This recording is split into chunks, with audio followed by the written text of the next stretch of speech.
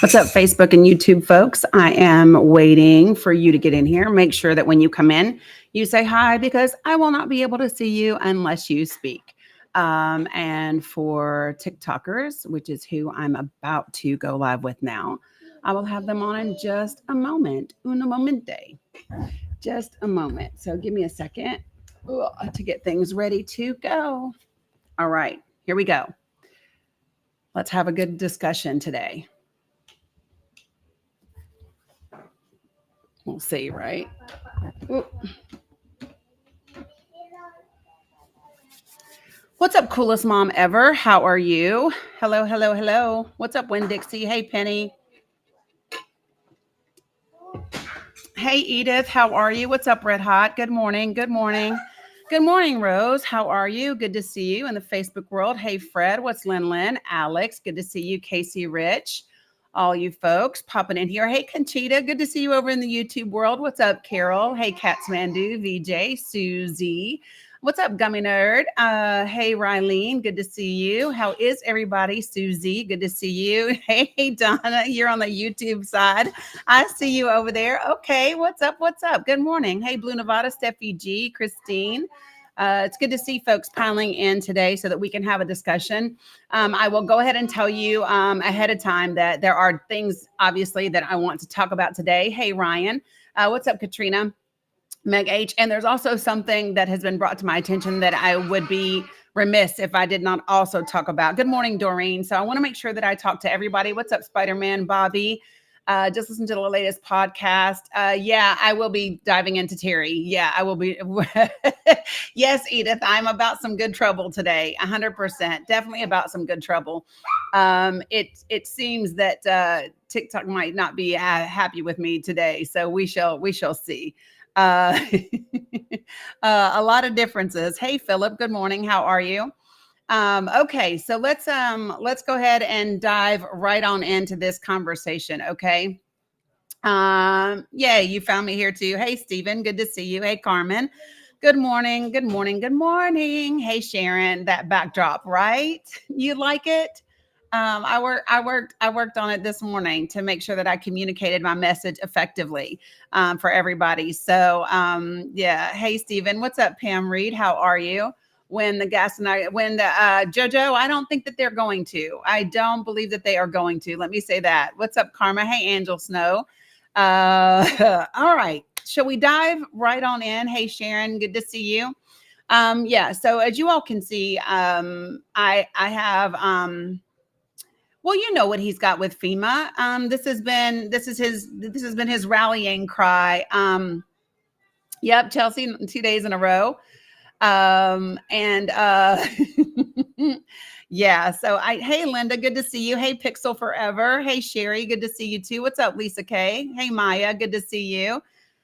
Yeah, so let's go ahead and talk about a couple of things. And so I wanted to start here with the image that you do see on the screen. To talk about this, I think is pretty important because what we know is that folks who profess to be Christians themselves. What's up, Howard? Good to see you. Hey, Lisa H. Hey, Hudson's grandma. They, many of them are Trump supporters, or should I say, thanks, Destiny. Should I say many Trump supporters profess to be Christians? Old morning, right, Jen? Hey, Cheryl, good to see you. And so I think that we should talk about this because I don't know how many of you all know. Do you all know where this gold image came from of Trump? Do you all know where it came from? What's up, Uka? Do y'all know where that came from? Because I certainly didn't create it. Do you all know where this gold thing of Trump came from? If I'm pointing to you guys and I'm pointing to you guys, it's right here. That is the statue. You meant to say good morning. Yeah, you said old morning. You've never seen it before. So no, so that came from the Republican National Convention. Do you all remember that? Right, Chels. Okay, so they had this. It was a life-size golden statue of Donald Trump that was at the Republican National Convention, and people were taking pictures of it, taking pictures with it, and there were even some pictures that kind of bowed down to it. And I wanted to talk about this image. I wanted to talk about. Good morning, Kimberly. And I wanted to talk about, how this kind of plays into things, right? So I put up a couple of Bible verses. You will see Exodus 23, 20, chapter 20, verse 3. And then you will see Exodus 32 and 4. And those two go together. It does have tiny hands. Holy D's, right? So, yeah. So, Exodus 32 and 4 is about the golden calf. Exodus 20 and 3 is when God says, "Thou shalt have no other gods before me," right? And just wanting to kind of share with everybody some thoughts about this kind of thing. Okay. First, let me just say this. Thanks, Alex, for putting up the rules. If you are new to my lives, I'm going to kind of give you the way that I like to do things here. What's up, LG? I like to be respectful. Right. I ask that you be respectful. I also ask that you do not use slurs of any kind. If you use slurs, you will be muted or booted from my lives. What's up, Amy? Hey, Cam. I also ask that you don't spam my comments. If you've got something that you want to say, that's fine. Say it. What's up, Masani? But don't say it 2, 3, 4, 5, 6 times, right? It just clogs up the comments and it's not beneficial. And then lastly, do not type in all caps. I use all caps for moderators. What's up, Mocha? So that I can see things that I need to see. Okay. Now, let me just go ahead and dive into things. So the reason why I wanted to talk about it this morning, and I'm actually surprised that more folks haven't come in here because maybe they're not as mad as I thought they would be. Andrea, well, I don't know. Could you tell me where you saw that in what I'm saying? Could you tell me that? I went ahead and sent you an invitation to join the panel. That's what I asked you to do. I sent you an invitation to join the panel so that we could discuss your question. What's up, Lisa? You didn't get a notice that I was live? I don't know. Hey, Andrea, how are you? Oh, let me make sure I can hear you. Turn you up. All right, I can hear you now. How are you? Good. Good. I just happened across your live, and Thanks, I just was curious what you mean by that. Well, you asked me if I was seriously saying that Trump is the Antichrist. And my question was, where did you see anything in reference to the Antichrist in what I have here? Just when I opened up the live, just looking at it, seeing the guy there praying up to him, to me, that's my take on it. Like, you're making it like like we're worshiping Trump. Right. Well, I don't know about you personally. What I will say is that there are a group of people. Well, let me ask you this. When you say worship, what do you think that worship entails? Putting Trump above God, like if things like that. I think Trump has a good soul. I think he's brass, and the way he says things is shocking, and I don't agree with that. I do think he has the best interest, for, I want to say most people, because not everybody's ever going to agree. Yeah. So let's talk about what you say. You said putting Trump before God. So if you were to support someone who is taking actions that actually go against what the Bible says, would you think that is putting them above God? Yeah, sort of. It would be, what actions do you think he's doing that's not against the Bible? Oh my gosh, I think there are plenty of them. So what I think, number one, is let me ask you this. What is the greatest commandment?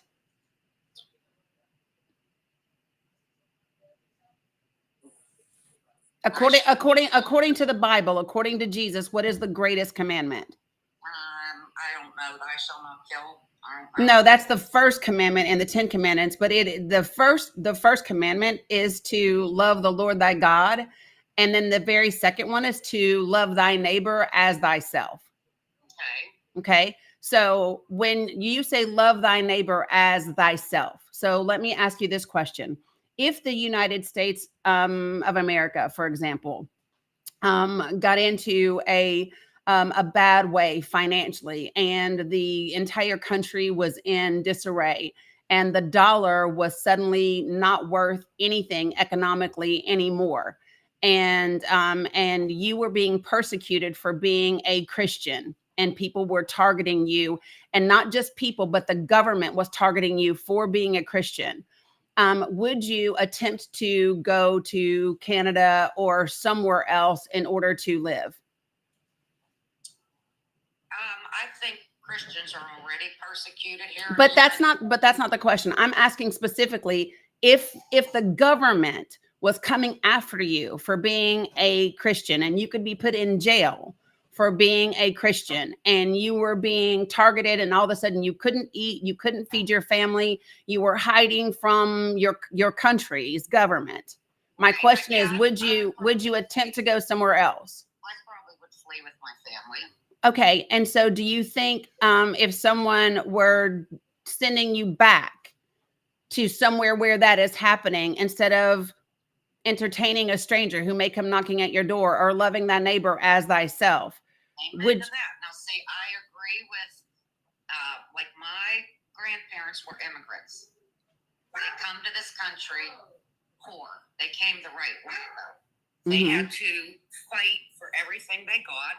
They didn't sneak over. I don't think everybody should be deported. I have a friend that's married a man that was from Mexico, and he's getting his brother over here. His brother's doing wonderful, great citizen. It's very hard to get citizenship, and they're on the cusp of he might have to go back. And yes, that makes me sick, but he didn't come over here illegally. What bothers me is why you have to protect our country. And that's how I feel God feels too. You protect your own. I mean, I feel sorry for these people. So where does God say protect your own in the Bible? I can't quote it, honey, but I do believe it says that you're supposed to. But take does care God of say, people. so let me ask you a question. This whole slogan that says America first, in my understanding, the Bible says God first. Yes, I So totally where understand that. did we get America first from? And so this is the thing. So let me ask you, because you said that makes you sad. But they didn't come illegally. I guess another question that I would ask you is, what do you think it means to come here illegally? And do you know how many quote unquote illegals we have? No, I wouldn't be as ignorant to say I know, how many's been here, but there are people I know. It's coming here correctly. If there's nothing wrong with helping. What does it mean? What does it mean to come correctly? Not sneaking over the border, not, coming in trucks. Do it the way my grandparents did. They went, they had to go. Okay, so undocumented does not mean illegal. That would be the first thing that I would say. Okay, when we talk about unauthorized immigrants, that term does not mean that people came here illegally. So what it actually means according to law, right? According to oh my gosh, why am I going blank right now? 1158, which is our immigration law. When you come to this country, you have the right, once you have presence on U.S. soil. And what it says is, it says that you do not have to come at a port of entry. It says whether you're at a port of entry or not. And it even says whether you come in from the sea, right? Once you are here, you have the right to seek asylum. Everybody, and that is legal. So whether they come in via a visa or not, right? They don't have to quote unquote come here legally. It literally says it. And I'll read the law for you. Give me just 1 second. No, I believe you. I'm not gonna, believe me, I'm not highly educated on this. This is just my opinion. Yeah, so it's 8. So let me just tell people who want to look it up for themselves. It's 8 USC, which is US Code 1158. That is the asylum law. And literally what it says, and it uses the verbiage alien. I say immigrant because I don't like the word alien. They didn't come from another universe, right? So any immigrant who is physically present in the United States, or who arrives in the United States, whether or not at a designated port of arrival, and including an immigrant who is brought to the United States after having been interdicted in international or United States waters, irrespective of their immigration status, may apply for asylum in accordance with this section, or where applicable. So they don't, when people say just come here legally, the problem that I have when people say that is people don't know the legal mechanisms in which to come here. Well, you just don't walk across the border. You can. 100%. This right here says you can. It just said, what did you say back up some? It said you had to go into the legal. No, it says whether or not at a designated port of arrival. It says literally who is physically present, regardless how you get here.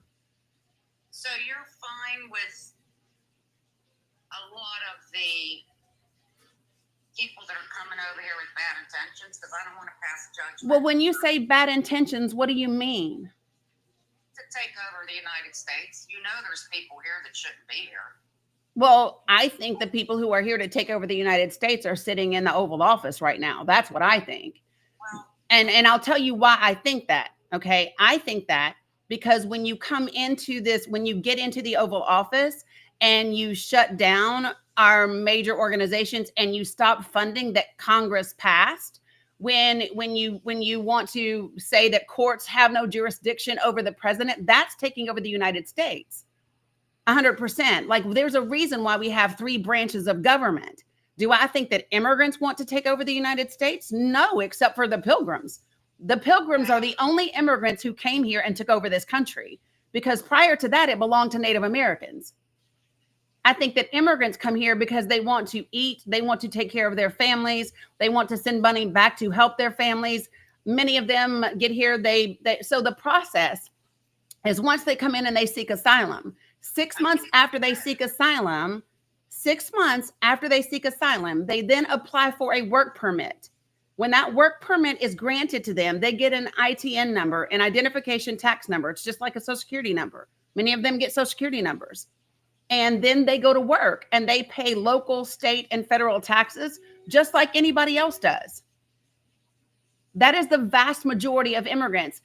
So when we talk about coming the right way, I mean, that's the way that the law works right now, right? When you talk about people who are not, nobody actually knows how many gotaways that there are. And the reason why you don't know is because if we actually captured, we have an open border, and that's what's we do scary. not have an open border. You just said anybody can come in anywhere. That's not an open border.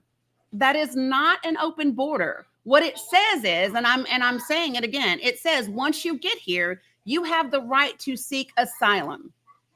And then you go through an asylum process. If you do it the correct way. No, it's if you get here. So let me be clear. I can come here any way I want to. Whether I come here on a boat, whether I come through at a port of entry or not a port of entry, does not matter. Once I get here, I can seek asylum. And I literally read the code to you. Here's what it says again for the people who don't know law. It is 8 USC. No, Holly AG, you're wrong. It is 8 USC 1158. And here's the law. I'm reading it to you verbatim.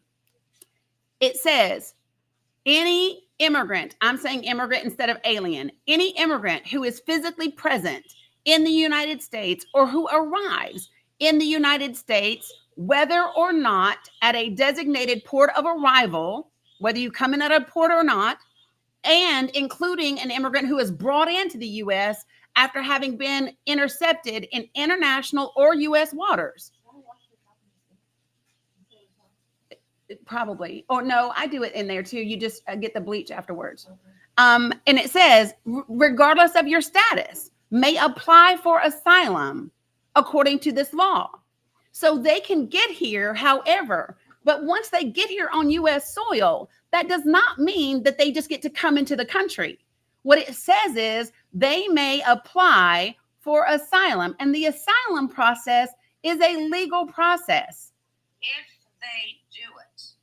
Well, that's my thing. If they don't seek asylum, if they don't seek asylum and they haven't come in via a visa, then they are subject to 8 USC 1125, 1325, 26, whichever one, 25 and 26.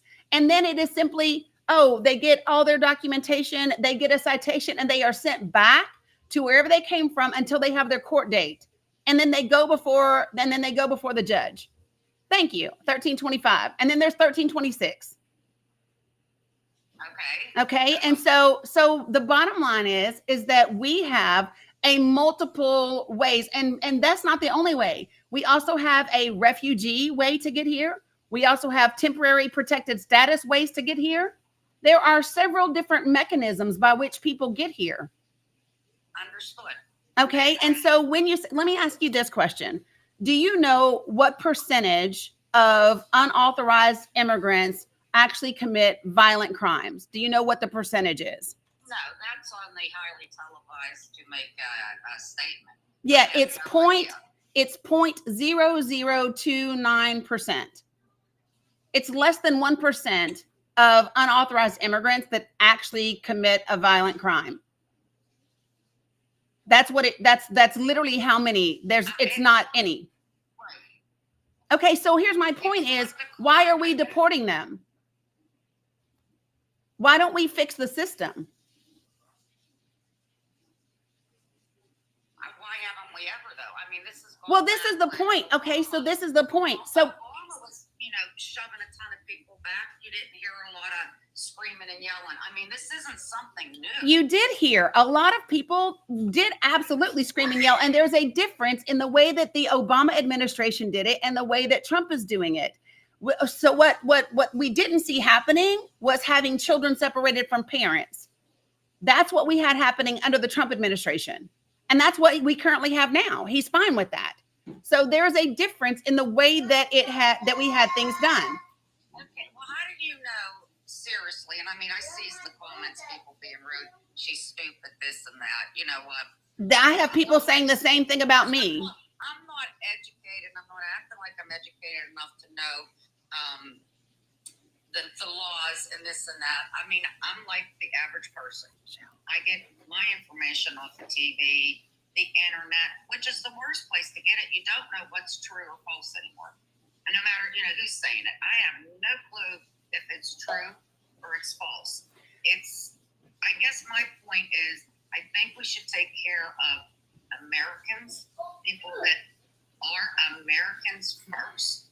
If we I've been down to Florida, my girlfriend's house got destroyed. She's still sitting in a hotel room. There's no FEMA money. It's like, why is other people, like I said, I don't know for fact, but I'm hearing that the immigrants are getting money, this, that. Why is she still sitting there? A woman that battled brain cancer twice, and she's handicapped. Why is she sitting in a hotel room and can't get help? And I've been there. So here's what I would say. Then there's a couple of things within that. So number one, immigrants, what, babe? At school. She'll be here later. So first, I think the thing to say is that when you say that immigrants are getting money, let's be clear that immigrants do not qualify for SNAP benefits. They don't qualify for Social Security. They don't qualify for Medicare. They don't qualify for Medicaid. That it's federal law, 8 U.S.C. 611, says that they do not qualify for any federal funded programs. Now, can individual states make laws that allow them to be able to have state benefits? Yes. And some states that have done that are California, New York, and Illinois. That's an example of some states who have laws that are state laws that allow them to get state money. And if you have an issue with that, you would want to take that up with your state legislature. But they do not qualify, and they do not get federal benefits.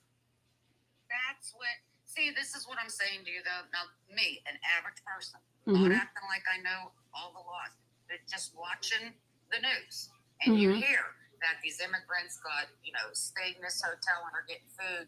What is true? And how do you expect them? So let's talk about that. So what you're talking about specifically when you talk about them staying in hotels is you're talking about New York.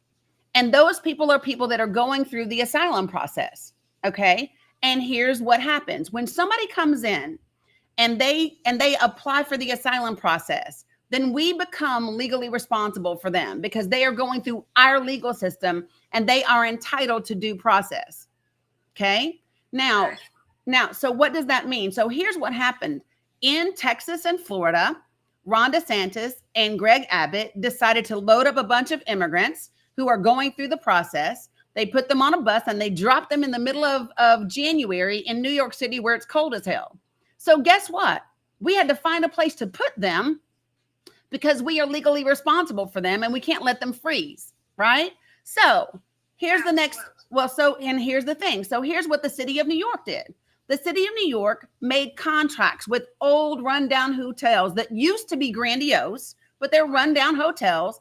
And they made an agreement with those hotels to pay a certain amount of money for them to be able to stay in that hotel for the first 28 days until they were able to go through. They have an immigration center where it's a processing center. And so that's what they did, which is what they're supposed to do. Now, the other thing that they also did, which was smart, because here's the thing. I had questions just like you. So I went and I actually read from the New York City Council's reports what happened and why they did this and how they did it. Because I heard about this. I heard about the debit cards with money loaded onto them and all the things, right? So I went and here's what I read. So when they have a family of 5, right? Up to 5 people. They would get a preloaded debit card for $350 a week to spend for their essentials, their groceries or whatever. Now, here's the reason why that was actually better than the way they used to do it. So the way they used to do it was they hired people, and those people had to make boxed meals for them and then deliver them to the people. So you had to pay the labor for people to make those boxes. You had to buy the materials. You had to buy the food. You had to ship it to them and all those things, right? So that money was just being spent for that service. But when you actually load that debit card and you give it to them, guess what? Those people are going out into your community and they are using that money with your local grocery stores, with your local businesses. And so that money is coming back into your communities. And it actually saved the city of New York money by doing it that way because they weren't spending for all of those different things. Okay, I totally understand that. I wouldn't take that away from any human. I guess I am, like I said, I look at the homeless and what about the people here? Like, shouldn't we be taking care of? Absolutely. And so here's my thing. The reason why we're not, I hear you, but let me just say this. We're not, yeah, baby. Huh? Yes, you can get some. So let me just say this. Whether we have to separate these issues, the immigrants don't have anything to do with what your state and local government isn't doing for your unhoused community, right? These two things, it's not like they're not taking money away from homeless folks, people that don't have housing. They're not helping. But that's okay. Can I ask what state you live in? Pennsylvania. Okay. So here's the problem. So I'm originally from Tennessee. Okay. So Tennessee is one of, I think it's 13 states that still hasn't expanded Medicaid, right? So when we talk about how do we take care of people, every state should be wanting to expand Medicaid. That way we give people access to doctor's offices, because when they don't have access to preventative care, that means they only get to go to the emergency room, which you and I both know costs more money than any other way to get treated. They oftentimes will wait until it's much worse, which means it's more expensive to get treatment. And now people are choosing between paying for their groceries, paying their rent, or getting their health care or getting their medication, right? Why do we have a Republican congressman calling children freeloaders for getting free lunch at school? That's a thing. Why is the federal minimum wage still $7.25? I waited tables all my life. I made $2.30 an hour. And that's still what it is. I know. I get it. I guess what I don't understand is what I don't like is all the hatred. Like, we're having a civil conversation. Yeah. And I just can't handle all the hatred. And I don't hate people and want them to get out of the country because, hey, I don't want people coming in the country, for lack of a better word, the wrong way when we have people here that are starving. But you're connecting the two things that are two separate issues. One of them doesn't have anything to do with the other. Are they, though? They're human beings, both of them. Let me ask you this. Under the first Trump administration, when he was sending everybody back and it was remain in Mexico, Did homelessness go down during that time? No, because we still didn't take care of our own. Exactly, which is why immigration has nothing to do with taking care of our own. I understand they're two separate things. Totally understand. And so my point is, sending them back isn't going to do anything, because do you know why we don't take care of our own? Because we are a country that takes care of corporations before we take care of people. Oh, amen. That's right. That's what we are. But here's the thing. They are busy having us be worried about trans people that make up less than 1% of the population. They got us busy worried about U.S. aid, which takes up less than 1% of the U.S. budget, the federal budget. They got us worried about immigrants who pay hundreds of billions of dollars in taxes every year, instead of talking about the billionaires who paid $0 in taxes while making millions and billions of dollars. They literally have us worried about people that aren't taking anything away from you, instead of focusing on the people who are taking something away from you. And the problem that I have is many of the people that are supporting these things claim to be Christians. And I grew up neck deep in church, and this is nothing that the God I know and the Jesus I know would support. There is no way. You cannot tell me. Yeah, so this is my point. So, but this is what and I love that, because here's my thing. These are the conversations that I believe we have to have in order for us to be electing the right people in office to actually take care of people, because it's not happening. Let me ask you a question. Sure. I don't care if you're Democrat, Republican. Do you really think that person exists? I do. I mean, when you look at the two choices we had, you cannot say either side was like, let's go. Come on. So let me tell you this. Here's what I know. So, like I said, I'm from Tennessee. Tennessee had an opportunity to elect Gloria Johnson as their U.S. Senator instead of Marsha Blackburn. And what I know is that Marsha Blackburn hasn't held a single town hall. She's not interested in the people. She hasn't worked to expand Medicaid. She hasn't done anything for them. Nothing. I've sat in her office face to face with Marsha Blackburn, so I know what I'm talking about. She takes a ton of money from the NRA and isn't interested in protecting our children. Tennessee has had a couple of mass pew-pews in the last few years, and she's done nothing to help the state of Tennessee, right? So when I say, do we have people in office that would be willing to help people? Yeah, Gloria Johnson's one of them. I've met with Gloria several times.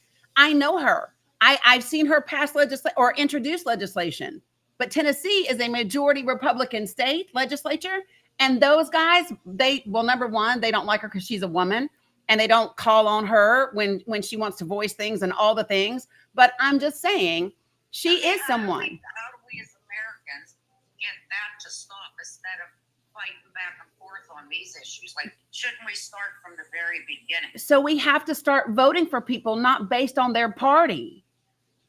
A lot of people vote, they are one issue voters or they are party voters, right? And we can't be that. We have to be voting. I hate the word politics. What politics is simply policy and how those policies impact people. That's what it is, right? And so instead of looking at what party someone belongs to or one issue stance, we have to look at how these people are voting, what types of policies are they promoting, and will those policies hurt people or not? And we're not doing that. People are going, I've always voted Republican, I've always voted Democrat, I'm always going to do the thing, right? And that takes us down a path that doesn't benefit anyone. And it certainly isn't benefiting the country. So totally agree with you. I totally agree. I just sitting back and listening to both sides, Republican and Democrat. Like I said, I'm not a fan of how Trump talks. Mm-hmm. I think he's arrogant. I think, well, you don't want to know what I really think. So here's my thing. I think that he is someone that I would have told my children, and now my grandchildren, I would have said to them, don't ever be like that. Don't you ever talk to people like that. Don't you ever mock people like that. Don't you ever. If that was on I guess it was on both sides. Like, you're very young. You look young. I'm over 50. I'm 63. When I grew up, like, it was not a public slaughtering of the people in control, the name calling and things like that. That's what starts the crazy. So let me ask you this question. Can you tell me what names you heard Kamala Harris calling Donald Trump?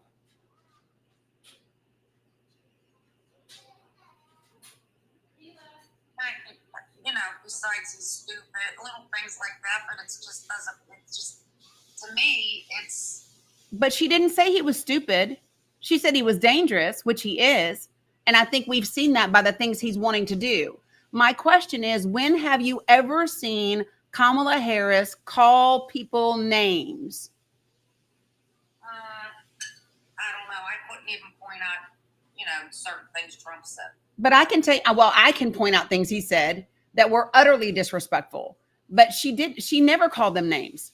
She never called them names. She said, listen, this is dangerous. And I agree with her. And the reason I agree with her is not because she said it. I agree with her because I actually took the time to read his website and to read his policies and to read his platform. I took the time to go look to see how much was his platform like Project 2025. I took the time to go read her policies, all of them. I took the time to look to see what did she do as vice president. So I'll tell you something that I found because, and I will just tell you, this is a big deal for me because I'm very interested in healthcare, right? I think that healthcare is an issue that we have in this country that is just out of control. And so we have in this country, we have a higher maternal mortality rate than any other like first world country, developed country, right? We have a higher infant mortality rate than many of our developed countries. And we are the only developed country that doesn't have universal health care. Maternal health is an issue. And what we know and what the stats prove is that Black women are unalived at a rate that is 2 to 3 times that of white women related to being pregnant. It's actually even higher for Native Americans, right? Because they don't have access to things. So here's my thing, right? So did you know that while Kamala Harris was vice president, because she introduced legislation in the Senate and they blocked it, right? The Republican side blocked her measures in the Senate. So as VP, we have the first ever birthing friendly designation for hospitals. And you can look them up on CMS's website because it means that there's now a standard that a hospital has to meet to show that it is birthing friendly for women. That didn't exist before. We have a maternal health hotline. A lot of women have postpartum depression. We never had a hotline before her. We do now. There's a program where they equip hospitals with diapers and formula and all these other things. None of those things existed. There's now a requirement for hospitals who deliver babies. How come that stuff is not being ignorant? Well, I guess it is being ignorant too. I don't think that ignorance is bad. All of us are ignorant. So why isn't that publicized? Where, like, I don't know about that. Do I have to stop and like search and deep dive like you're doing? That's what I had to do. And the reason why it shouldn't be that way. But here's the thing. So this is what I said. If we had media that was interested in actually informing the public about the things that are in the public's best interest, instead of talking about when Donald Trump falls asleep and whether or not he wears diapers, which I don't care about, right? I want to know what's actually happening. And so I went and actually looked on the site. Yes, baby. Ask Auntie Bree. I don't know. Ask her. She wants to know where her friend go. My oldest daughter is here visiting because my youngest grandbaby had a birthday party over the weekend. So that's what you hear in the background. But this is the thing that I'm saying is it is not cool. But we also have Ronald Reagan to thank for that. So he did away with the Fairness in Media Act, right? So it used to be that news outlets had to give a fair opportunity for both sides. Right. Thank you for the doctrine. Thank you, A Roses. I just wish that I Mila. could, and this is the lazy man's way of doing it. I just wish that I could turn on the TV and get the truth. Yeah, I miss the Walter Cronkite and Exactly. what's the other guy? Dan Rather. I miss the days where we actually got news, because we don't get news now. We get talking No. points. But here's my thing though, they know that. And so this is my thing. If I know that I can no longer rely on traditional news sources. Now I'll tell you where you can go and get that. PBS NewsHour is amazing. NPR is amazing. Those are both nonprofit agencies, right? And they are fair, straight down the middle. That's one of the reasons why Trump kicked them out. They are no longer in the Pentagon for the briefings. That's why they're being investigated, and they want them to not be funded anymore, which is crazy to me. I just would like to,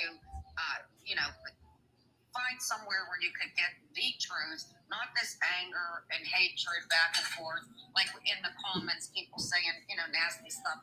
Well, That's not getting us and anywhere. people That's should be not nice. helping. So one of the That's not things, helping us. it And doesn't. It was a pleasure to talk to you. My grandson just come in. May God bless and watch over you, honey. You You've too. educated me. Andrea, let me leave you with this. If you go, like if you double click my face up here and you go to my profile, I have a link tree that has a lot of information in it. And there's an entire Google document, a Google Drive that's full of immigration information with links to the laws, links to the reports, all of that. So go see your grandbaby and then come back. I'd be more than happy to talk to you. You know what? I will do that. Thank you so much. Yeah, you're welcome. Very polite conversation. Absolutely. Yeah, you're welcome. Absolutely. Appreciate you. Have a good day. Okay, so listen, folks, I want everybody to remember that I want you to be respectful in the comments, regardless of whose side you are on. Yeah, you're going to have to use, hey, I use the Clorox, the bleachy stuff that I told you. You can put it on your hands to get it off. Okay. So this is the thing, guys. I love to have these kind of conversations. Yeah, you want me to help you? You want to work your puzzle? Here you go, babe. Be respectful to people. Okay, folks? I don't care who they are. Be respectful, because no, all you got to do is take this part. Oh, there's one more. You're right. Thank you. Because listen, if we do not talk to each other in a way that is respectful, we will turn people off. And that is not what we want to do. We want people to be able to come in and have an actual conversation so that we can move things forward. And that's the whole reason. So people might say, this is blasphemous. I agree, right? But here's the thing that gets me, right? The reason why I have this up here is because many of the people who support Donald Trump claim to be Christians. And my thing is, those two things don't go together. They don't go together. And I'm not talking about just because I don't like him, because I don't, but I don't like him because of what he does to people, right? And if we're going to talk to about being a Christian, then I'm going to talk to you about Christian standards.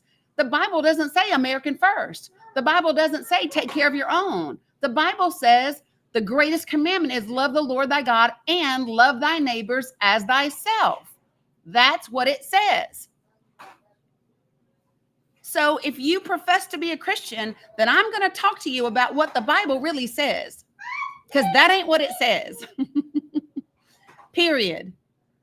And the bottom line is, if you are supporting someone who is doing things that violate the instructions that God and Jesus left for us, then that's a problem. That's a problem. And let me just say this. If you want to say, oh, well, the Bible says obey the law of the land. Listen, you get to determine what the law of the land is. You vote. Let me be very clear, folks. You vote. So if you're voting for people that are going to put together legislation and policies that violate the Bible, then you're part of the problem. If you're making the law of the land and that law of the land violates the word of God, then you are the problem. You have the ability to elect someone who isn't going to make the law of the land be things that violate the Bible. So I don't want to hear that lame excuse. Oh, well, the Bible says obey the law of the land. That's all I'm doing. Well, guess what? We make the law of the land. Period. No, I'm not paid by Democrats. Not at all. I should be, but I'm not. And I just want to be clear, right? I want to be clear about something. I don't believe that any religion should be in government. There's a reason that we have a separation of church and state. I've talked about it for a very long time. Nope, not paid for US aid either. It's just ridiculous. Let me just be clear, okay? And the founding fathers said it best. If you don't know that, then you need to go read A Memorial and a Remonstrance by James Madison. Go read A Memorial and a Remonstrance by James Madison from 1785. Do you want to know why? 1785, it was the very first time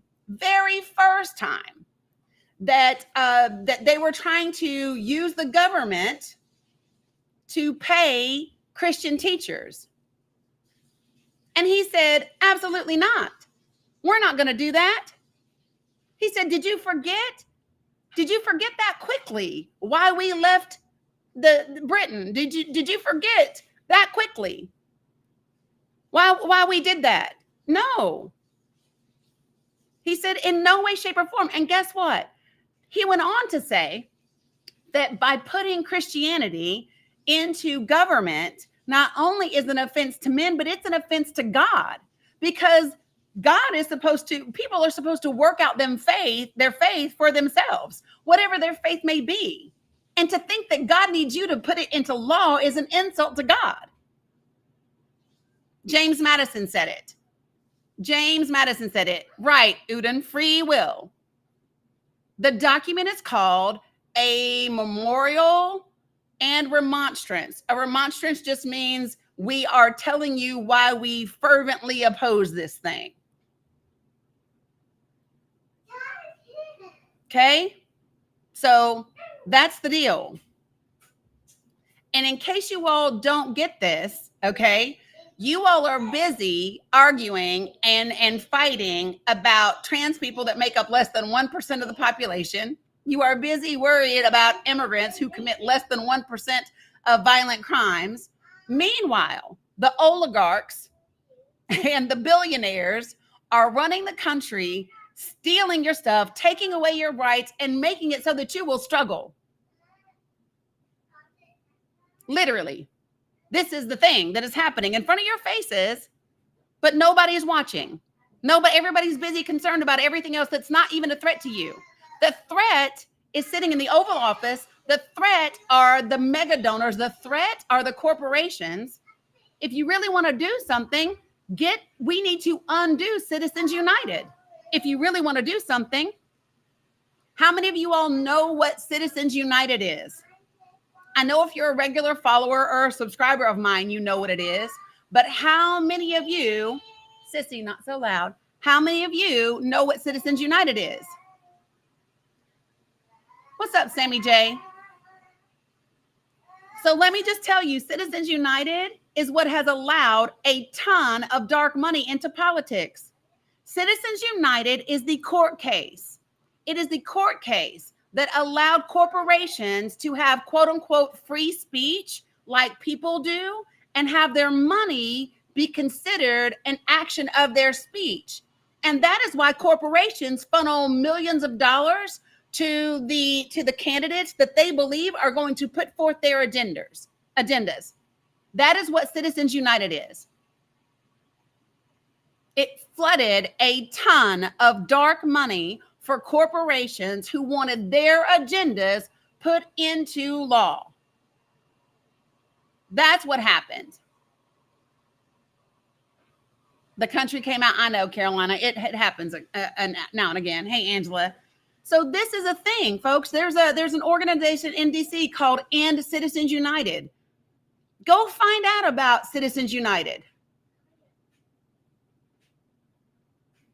By the way, you all probably got the same news alerts that I did. Steve Bannon pled guilty to defrauding donors, which I don't know. Like, didn't we know that already? Of course we did.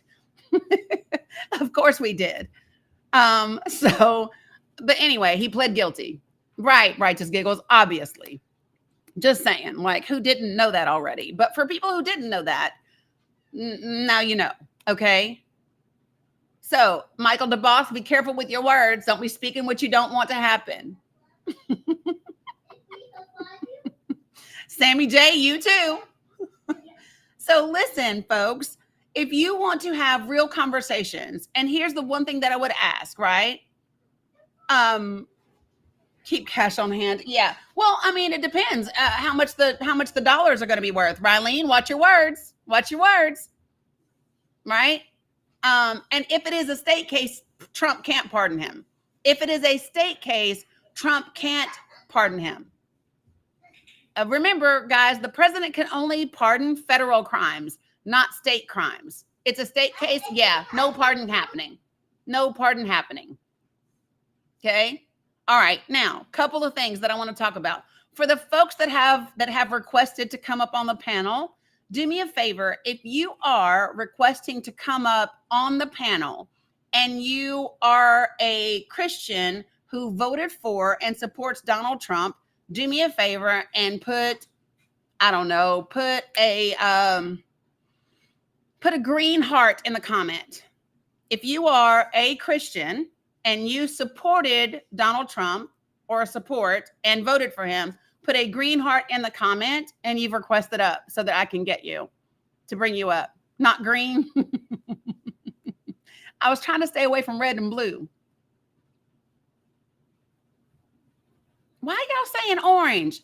Oh, they want an orange heart. Good Lord. They want an orange heart, y'all. Oh, okay. Y'all mad about green? Okay. I forgot about the Super Bowl. I forgot. So none of the people that have requested up. Yeah, baby. So if you have requested to come up, because there's like 11 of you all who have requested to join the panel, are any of you all Christians that voted for Trump or support Trump? Yes, baby. No? I need a red heart. You need a what? I need a red heart. A red heart? Yes.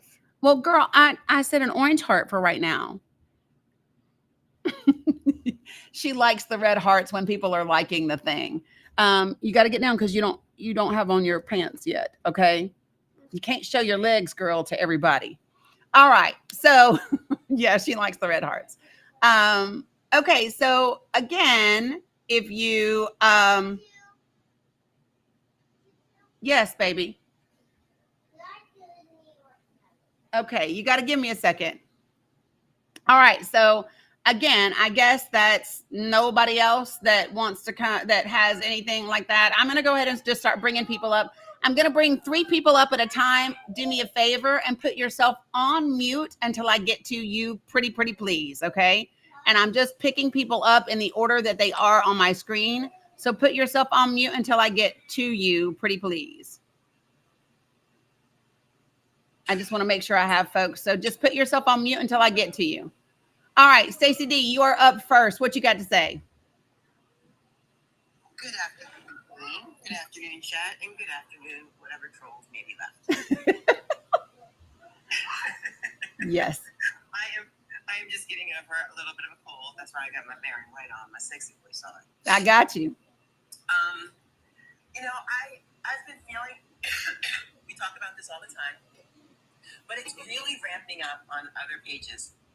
And like Michael said the other night, and I said it the other night, we've all had a moment where we have just gone in, like, okay, enough is enough. Mm-hmm.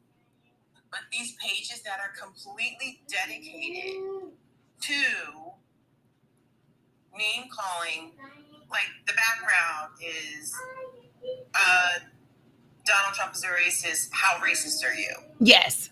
Yes. You're in a cult. Blink twice if you need help. Right? Like, Right. things like that. You're already putting people on the defense. I'm here to tell you, people, that may feel good in the short term, Mm-hmm. in the right now, but if we don't get it together and start having meaningful, respectful, informative conversations like Danny just took the time to have with that woman, we will continue to lose. Yep. And lose huge. Yeah. It is only going to get worse from you. So what I suggest you do, which is the conversation I've had to do with myself, check your ego. Mm-hmm. Stop acting like you aren't as uninformed or misinformed about something out there as these people are about this. Yeah. 100%. Right? I can speak intelligently about these issues because I found Danny. That was in August. I didn't really get comfortable with speaking to anybody until probably close to October. I didn't trust myself with the information that I would not stumble over my words or misquote or misguide someone. And I am embarrassed. I am embarrassed as a 52-year-old college-educated scholarship student of the things about our own government that I did not know. You and know, the things that I didn't, the places I didn't know where to get them. I was frustrated because I knew that I was intelligent, but I was like, I don't know. I totally understand that woman's position. She's like, I just want to turn the TV and trust people. Unfortunately, like I saw people saying in the chat, those days are gone. right. It's unfortunate, but they're gone. And this is your country, and it's your country to save or let burn. Yeah. And that's where we are. This is what I will say to people though, is don't be ashamed, because nothing good comes from shame, right? I think what we want to know for sure is that, so there was a time where even if we had politicians who disagreed on policy, we could trust that they had the best interest of the country at heart. We would think anyway, right? What I can tell you is that we have continuously gone downhill since the Reagan era. And we have that was the beginning of the end of the middle class. That was the beginning of the rise of multimillionaires and billionaires of all kinds. And it has only increased since then. And we're seeing that even in our workforces, right? You see CEOs getting paid 50 times the rate of their folks, right? And so that's the part that is that's just crazy to see, right? So some people might say, I don't usually put up backgrounds like this. I have to be irritated to put up a background like this, and I am 100% irritated. And the reason I am irritated is it is offensive to me when people say I'm a Christian, but they support Trump and the things that he's doing. It's offensive, right? And so when people come in and you guys are like, this is blasphemy, I know. So tell me why the Republican National Convention created a golden Donald Trump statue and put it at the convention, and people actually took pictures with it. Some of them even bowed down to it, making fun. Like, I don't know why. That's the picture you should put up, Danny. Maybe you should find that picture. Well, the reason I didn't is because those are real people, and I didn't want to like target, you know what I mean? Like, and so I just picked an image off of Canva, like Jesus, right? And that's the reason, is because like you can Google it, you can look, you can see people doing this. And that's offensive to me, and it should be offensive to anyone that calls themselves a Christian. It should be offensive to you, and it is offensive to me. Right. And so that's the reason why I put this up. The difference is I'm not looking to be hateful to people. I'm looking to have a conversation with people who want to talk about why they are a Christian that supports Donald Trump, and why they don't think those two things don't go together. Right. Right? When I hear a Christian say America first, that's a problem, because a Christian should only be saying God first, Jesus first. Listen, America first ain't nowhere in the Bible. It ain't. My granddaddy used to chastise me if I said, "Oh, I love this roast beef. You should love nothing more than you love the Lord our God." I was like, I'm just saying, Nana made good roast beef this week. Yeah. You like it. You don't love it. Yeah, right. You like it, but it's you don't love anything more, right? Right. And so this is the point. And so here's my thing. This is people will say, well, why are you picking on Christians? Well, because, and I'm gonna just tell you, the majority of his base, that's what they have used to manipulate you. They have used him holding an upside down Bible where he can't quote scripture from, ain't never asked for forgiveness for. Right. You know, they used Christianity to manipulate you, and now are trying to put Christianity into our education system, into our government system, into whatever. Right? Okay. So the truth, listen, I'm asking that you don't spam the comments. You've said the same thing now 3 or 4 different times. Find something else to say or you will be muted. It's just that simple. You have to be, listen, have some kind of I don't know, an intelligent conversation, right? So just saying, right? All right. So, and let me just say this again. If you say anything, if you get to the homophobic, transphobic stuff, you will be also muted or booted from this live. Just to be clear. Act like y'all got some home training, please. Well, maybe some of them did and they forgot it. But this is the point, right? Yeah, this is the point. They get bold online, which is another part of the problem. And it's where we are, right? We have the internet. Gone are the days where you used to write a note and form it into a little football and pass it to your friend or shove it in the locker. Like, that's not a thing anymore. Right. And this is why I asked for people to request to come up, because if you want to be loud in the comments and pop off, then I'm going to ask you to get up here in the panel and have a respectful conversation like I just had with Andrea. Right. And they don't, because they're not prepared to have a conversation. They're not prepared for you to expose them. Andrea was so gracious. She admitted that she didn't know. She appreciated and thanked you for educating her. And you know how we got her there? Folks, you know how Danny got her there? By being respectful, by not putting her down, by not attacking her, by not calling her slur, by not calling her stupid, by not accusing her of being in a cult. 100%. By definition, may some of those things be true on paper? Possibly, but I would argue that some of those things are true on paper for most of us in some area of our lives. So knock it off. Yeah. Okay. And the thing is, let me just be clear. There's nothing shameful about being ignorant, because we are all ignorant about something. I'll give you an example. So this is what I tell people all the time. So I'm going to draw it. I'm going to draw my circle, y'all, before I move on to Neil. So let me show you all the circle that I tell people about all the time. I love this illustration because it's so rudimentary. You can do it anywhere with anything. You can do it with your finger in the sand at the beach. 100%, right?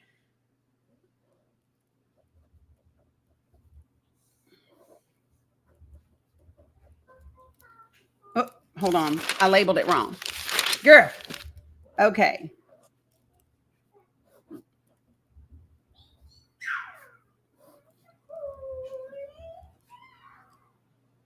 And this is,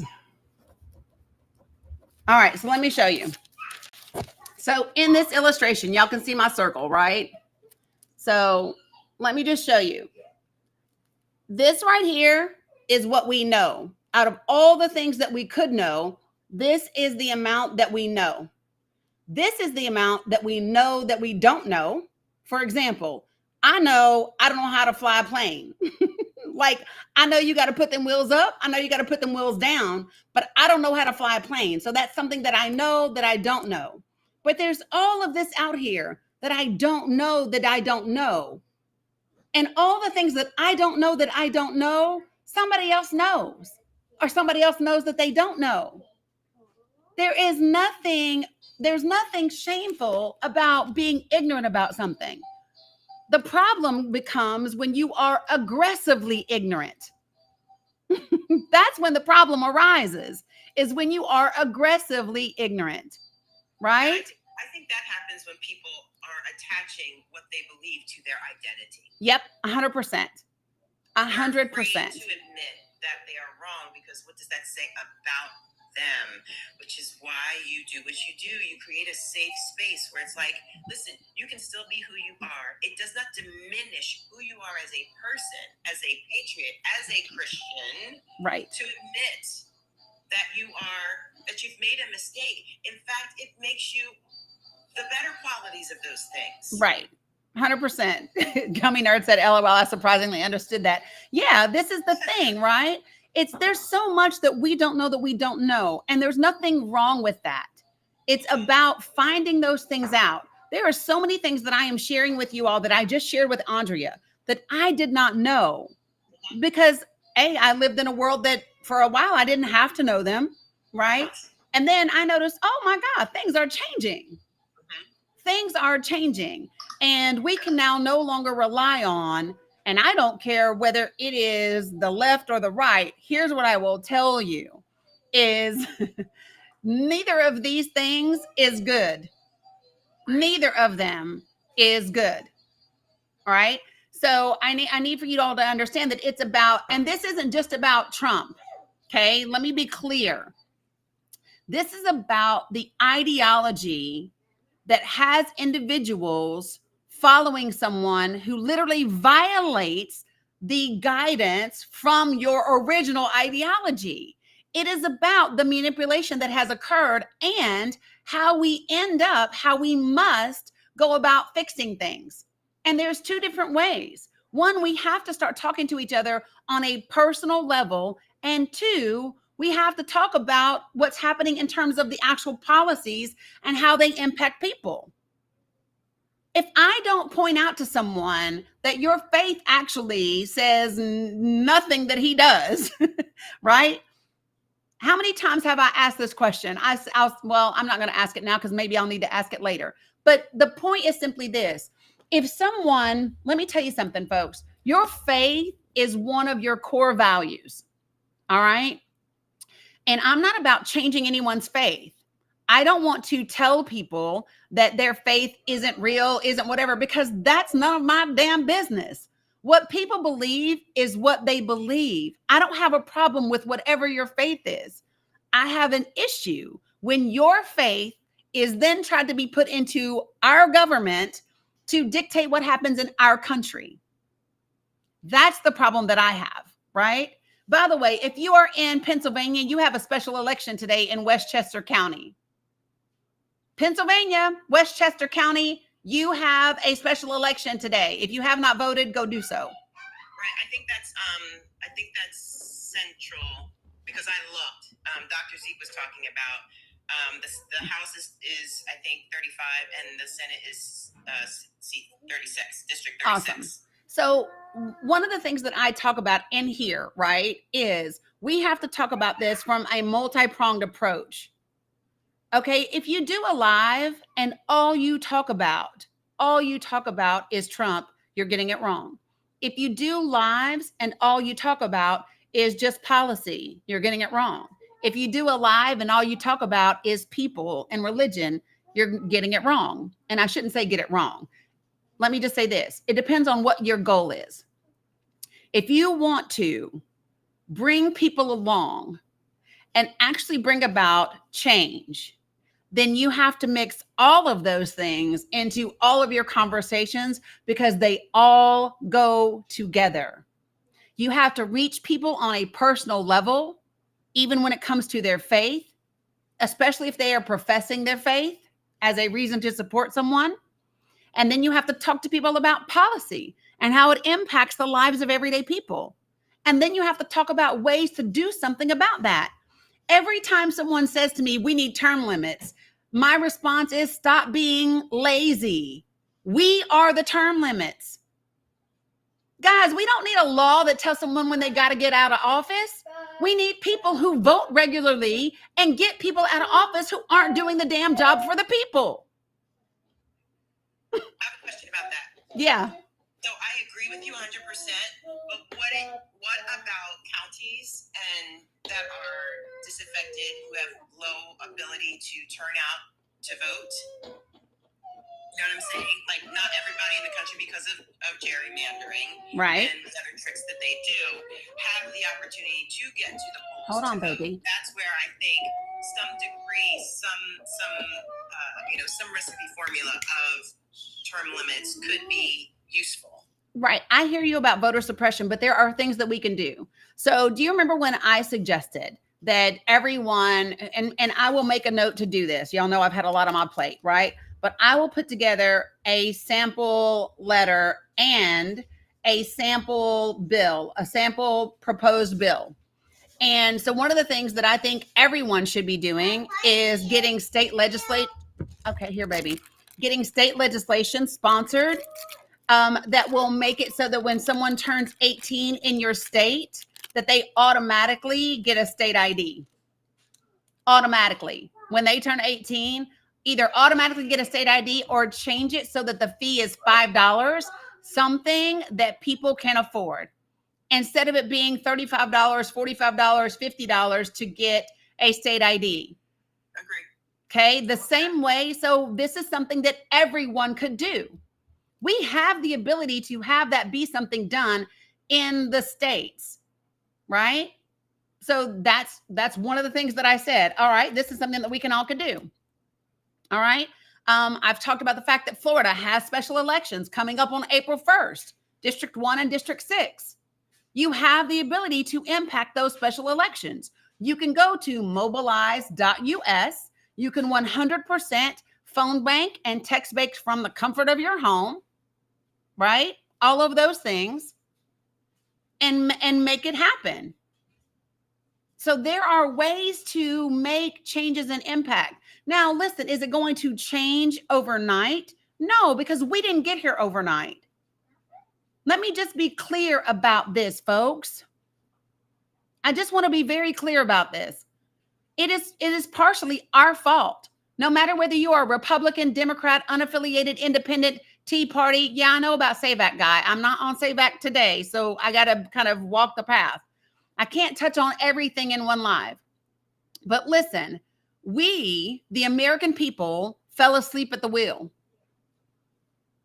We did. We got lazy. We got comfortable. We believed that once we won some rights, we were good. We didn't think that someone was going to come back and take them from us. This is our responsibility. We got here because of us, and we've got to get out of this because of us. Right? This is the reality. And we got so caught up in the, you got to hustle, chase the bag, get it, do this in corporate America, do that, blah, blah, blah. Meanwhile, the rich getting richer and everybody else getting poorer. And it's our responsibility. Period.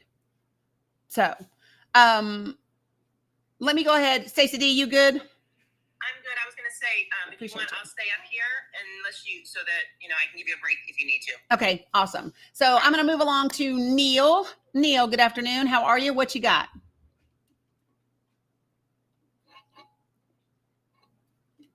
Do you need me to send you an invitation to unmute? I sent you an invitation to unmute, Neil. There you go. So I like to go on a few topics. First of all, that CPAC gold statue is the worship of Mammon. It has nothing to do with God whatsoever. It's so offensive. When it comes to immigration, there's been a third rail politics that these undocumented immigrants have worked in wineries. They've worked in restaurants, landscaping, building, everything. Private farms. Mm-hmm. They pay them not a living wage. They're barely treated not even like human beings. Right. It's just politics as usual. When it comes to religion, it's not only the 2025 agenda we have to worry about, it's a 7 Mountains mandate we have to worry about. Yep. Because that is pushing this dominionism into every aspect of our life. They're trying to control our media. They're trying to control our business, our doctors, everything, all the 7 mountains. So And talk it's about that, really because Neil, I want to slow you down for a second, because there are a lot of people that are in this live. When you say 7 mountains, they don't know what that means. And 7 mountains is a roadmap, right? So what I would like for you to do is outline for people what those 7 mountains are and what that means. I'm a little nervous, but let me go with the 7. I know it's media. It has to do with politics, doctors, anything related to business. I'm trying to think of all the 7. Hold on, I'll give them to you. 5. Give me 1 second. Seven Sure, Mountains sorry. mandate. No worries. No, it's good stuff, right? All right. So there are 7 aspects of societies that people believe seek to influence or dominate. Okay. They are family, religion, education, and then of course I just like swipped it. Say they are family, religion, education, media, arts and entertainment, business, and government. So what happens is when you begin to take over those things and you can put your belief system in those, then you can now dominate, right? So what is happening, and the reason why people are pushing for Christian nationalism, right, is because so they've now developed. So think about it. We had this family focus. We didn't used to have that. They now have their own films, right? They have their own media. They have their own businesses. And now they are trying to have their own government. When that becomes the thing, this is when you can dominate a particular country, land, whatever. Go ahead, Neil. So basically, they use it to justify misogyny, racism, indifference to the poor. Yep. They view it's some type of gospel that only the rich matter and the poor and the middle class can be sacrificed. The thing is that I have seen these people. I know these people, and they're fanatics. Yes. They basically feel that Jesus cannot come back unless we create a Christian nation. And the thing is also is that this Orban was behind 2025. He's very close to Trump. Yes. Budapest has been a fascist nation since 2011. Trump loves him. Yes. And he was a foundation in development. If you've seen over the last 3.5 weeks, everything, you can go page by page, the 2025 agenda has been enacted. The courts, the scariest things, the courts have stopped him. But the thing that's scaring about our democracy, they're saying he might ignore it. And then we're going to have a constitutional crisis. Yes. And that scares me, that we're going to lose our country. Yes. And regardless if you're a Republican, Independent, Democrat, since our country was founded, we had the principles of checks and balances to stop fascism. We've had checking the executive. We've had precedent. We've had everything to protect the American people from falling into North Korea. Yep. Or into Budapest, Hungary. Yep, And I'm Hungary. terrified, not only for me, but for the generations coming up. Yes, 100%. And so Neil is on point with all of this. So what he's talking about is, so this started in the late 70s. So right before you get into the Reagan era. There's supposed to be this message from God that happened with Lauren Cunningham, Bill Bright, Francis Schaeffer, to invade the 7 spheres of society, right? The 7 places. And somebody asked me to name them again. So it is family, religion, education, media, entertainment, business, and government. And then what happened is in 2000, there was a meeting between Lauren Cunningham and Lance Wallnau. And it became very prominent after 2013, which just happens to be when Citizens United happened. And there was they publicized a thing called Invading Babylon, the 7 Mountain Mandate. And this is what is happening. Now, what I tell folks is we don't use the fear word here or scary because they have such big, heavy energy behind it. But being adequately and appropriately concerned is what everybody should be because of this. Because what he's talking about when he says 2025, everything that is in that document is about taking over the government, taking over education, taking over religion, taking over all of the things, media, all of the things are in there. And the only way to combat that, right, is having meaningful conversations within the people that are in your circles of influence, right? And then voting appropriately. Those are the things that have to happen. Now, thank God that we did get 230 some judges put in before we no, I haven't put this in the link tree yet, but I can do that. Thanks, Stacey, for putting that in there. But this is what has to happen in order for us to prevent this. People, and let me just, how can I say this? So let me just tell y'all something. In 2020, Charlie Kirk actually said, and I quote, "Finally, we have a president that understands the 7 mountains of cultural influence." And that was at the CPAC conference. That's what this was about. And so I think that everybody really needs to kind of understand that. Go ahead, Neil. You know what's really scary? You know what's really scary also? He's using Elon to usurp and extend his executive power because he wasn't elected. He's not a specialized civil servant. He's now has access to our Social Security. He has access to our Medicare. He has access to every private record that is supposed to be protecting us as American citizens. It doesn't matter if you're a Republican or Democrat or independent. This should make you feel frightened. Now, I hate to use the word, but this is not a power that anyone, because he's a billionaire and made so much money, should be able to usurp the Constitution and the rule of law. I don't, if Trump decides, which I think he's going to do, he's going to ignore it every time a court rules against him. And what do we do? As Americans, what do we do at that point? Because it's like we can fight him, but he could send the military to enforce anything, and then the courts say you can't do that. But it's like that's what a dictator does. So this is the point, folks, is that this is about knowing. T, you know to watch your language in here. So for those of you all who haven't been in my lives before, let me just share this with you all, okay? We fight back now, Allie. We have been doing that, right? So let me just be clear. In this space, I don't speak things as if they are a certainty that I do not want to happen. What, baby? Hold on a second. Can you ask Auntie Bree to help? So it's one of those things, right? So just to be 100% clear, I don't want people, it's not about just being positive. So I am hopeful, rooted in reality. That's what I am, which means, because listen, y'all, faith without works and dead, and blind positivity will get you in trouble. You can't just wish things to be better. There is work that has to be done, and you have to be willing to do the work. And that's what this requires. For everyone who doesn't get this, you are going to have to make time in your everyday life to find out when elections are happening. You better be finding out when your district attorney's lessons are. Okay, it's over there. Auntie Bree can help you with it. You have to find out when your local, state, and federal elections are happening. You have to find out all of those things and do the work. And let me just say this, right, your sheriffs, all of those things. And it's not just about, yes, baby.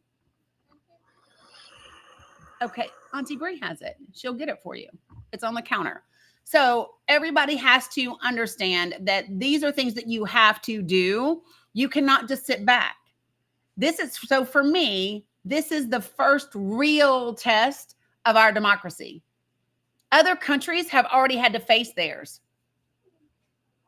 Other countries have already had to face theirs and to fight for it. We need to be ready to fight with our votes and with our words and all of that. This is it, folks. We are the baby country. And the danger that we have is the mixture of our branches. There's a reason we have a judicial branch, a legislative branch, and an executive branch. Those were the foundations of the checks and balances of our systems. But when you have a legislature that blindly does the bidding of the executive branch and a Supreme Court that leans in that favor, there are issues that can happen. We've already seen that the Supreme Court is willing to do away with precedent. So can I just real quick? I'm sorry, Neil. On that point, what is it that we can do specifically if we've gotten to the point where the judiciary is ineffective against the executive branch and the legislature is, doing whatever it is they do, chasing their tails? What do you mean? Say it again. We've got the 3 separate pillars of government. branches of government. My question is, once we've gotten to this point, you said this is the first test of our democracy. Yeah. So what is it that we do when we get to this point? What do we do now that it's beyond just writing your representative? He's not listening to the judiciary. What do we do now? It's over there on one of the counters. Oh yeah. So, I mean, at this point, so this is the thing. So Pie Slice, he doesn't have blanket immunity. I need for everyone to understand that the president does not have blanket immunity. He has presumptive immunity, okay, for things done in his official capacity, unless you have an argument like Jack Smith did to combat that. And so that's the difference. So yes, there's already people calling for his impeachment. The first thing that we have to do is absolutely vote. We have to in all the different ways, but it's not about just calling your representative or writing them. Your representatives need to understand how many people are against these changes. So remember when I said, if you're in a town, something like what you were talking about, Stacey, where they have limited impact, right? If you are in, let's just say, so Grace, let me just say this. When you say a judge says whatever, let me just say this. What we know is that they still aren't complying with not freezing federal funds. So is it great that a judge said that? Yes. Does it mean that they are adhering to the judge? No, it does not. Right? So I think that people need to understand that. Okay. So he has to be impeached and he has to 100% be convicted in order for it to matter. So let me just back up. So things that we have to be doing is making it meaningful to our representatives. All right. So when people talk about, I've called my rep and it doesn't matter. You have to make that rep understand that there are more people in your community that are against these things than they may think. So remember when I said, if you go to your church, if you go to your grocery store, if you go to your PTA meeting or whatever, and let's just say you get 100, 200 signatures from people, and that's a local petition, and you make a copy of that sucker and you send it along with your email to your rep. When you post it along with your social media posts and you tag your representatives in it, when you send it along with your letter to the editor, right? When you do those things, right? They become more meaningful because it's not just you. It's not just 5 calls, right? It's actually saying there are constituents that will not vote for you if you don't do something about what's happening. That's why the Republicans wouldn't stand up against Trump to start with, is they were afraid of losing their MAGA base. So you have to show them that their base wants change. This is what has to happen. Go ahead, Neil. The Supreme Court didn't give him blanket power, but in his powers, and they made to the point that if the indictment of him interferes with his presidential powers, then they really can't go after him. He's pretty safe. That's the problem. The Supreme Court is paid off. We know it is. They've been given trips, education. They paid off education, houses. It's not. The problem with the Supreme Court is that they don't have any way to impugn and indict really the Supreme Court and get these people out of there. They're there. And they are in the back pocket of Trump at this point, and that's the scary thing. Right. Trump really just wants power. Yep. He said right from the beginning, he didn't lie. He wants to be a fascist from day one. Mm-hmm. He said, on the second day, I won't be fascist. Like I said, he's done everything verbatim of the 2025 agenda that he said he never heard of. Yeah. That the Republicans, what's that? Right. Never heard of but this they all knew. 2025 agenda. It's That- 900 and something pages. I read it. Me too. It is the most frightening document. It's frightening. It wants to get, turn the powers over to the government. It wants to take women's rights away, civil rights away. If they could take away the Civil Rights Act and the Voting Rights Act away tomorrow, if they could make black people go and sit in the back of a bus, take a woman's right to vote, they would do it in a heartbeat. In a heartbeat. They want to take this country back to 1915, before Social Security, before Roosevelt, anything. Before the Roosevelt agenda for Social Security and the 60s, when we got Medicare and Medicaid, They want to take us back to about 1915. And it's really alarming. And I think if you're a Republican, it doesn't matter. This is about the country.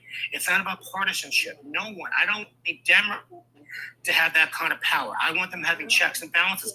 I didn't agree with everything Biden did or anything Obama did. I Right. said so. Right. But I believe in the country first, and I believe in the Constitution. 100%. And I appreciate you listening to me. Thank Yeah, you. no, I appreciate you bringing up the Seven Mountains and things like that, because there are things that people don't know about. And when I'm here, sometimes I don't remember all the little things, you know what I mean? So it's a great point. For those of you guys who are asking, I will add some information on the Seven Mountains into the link tree. So I appreciate you, Neil. 100%. Thank you. You're welcome. All right, Leash, what you got to say?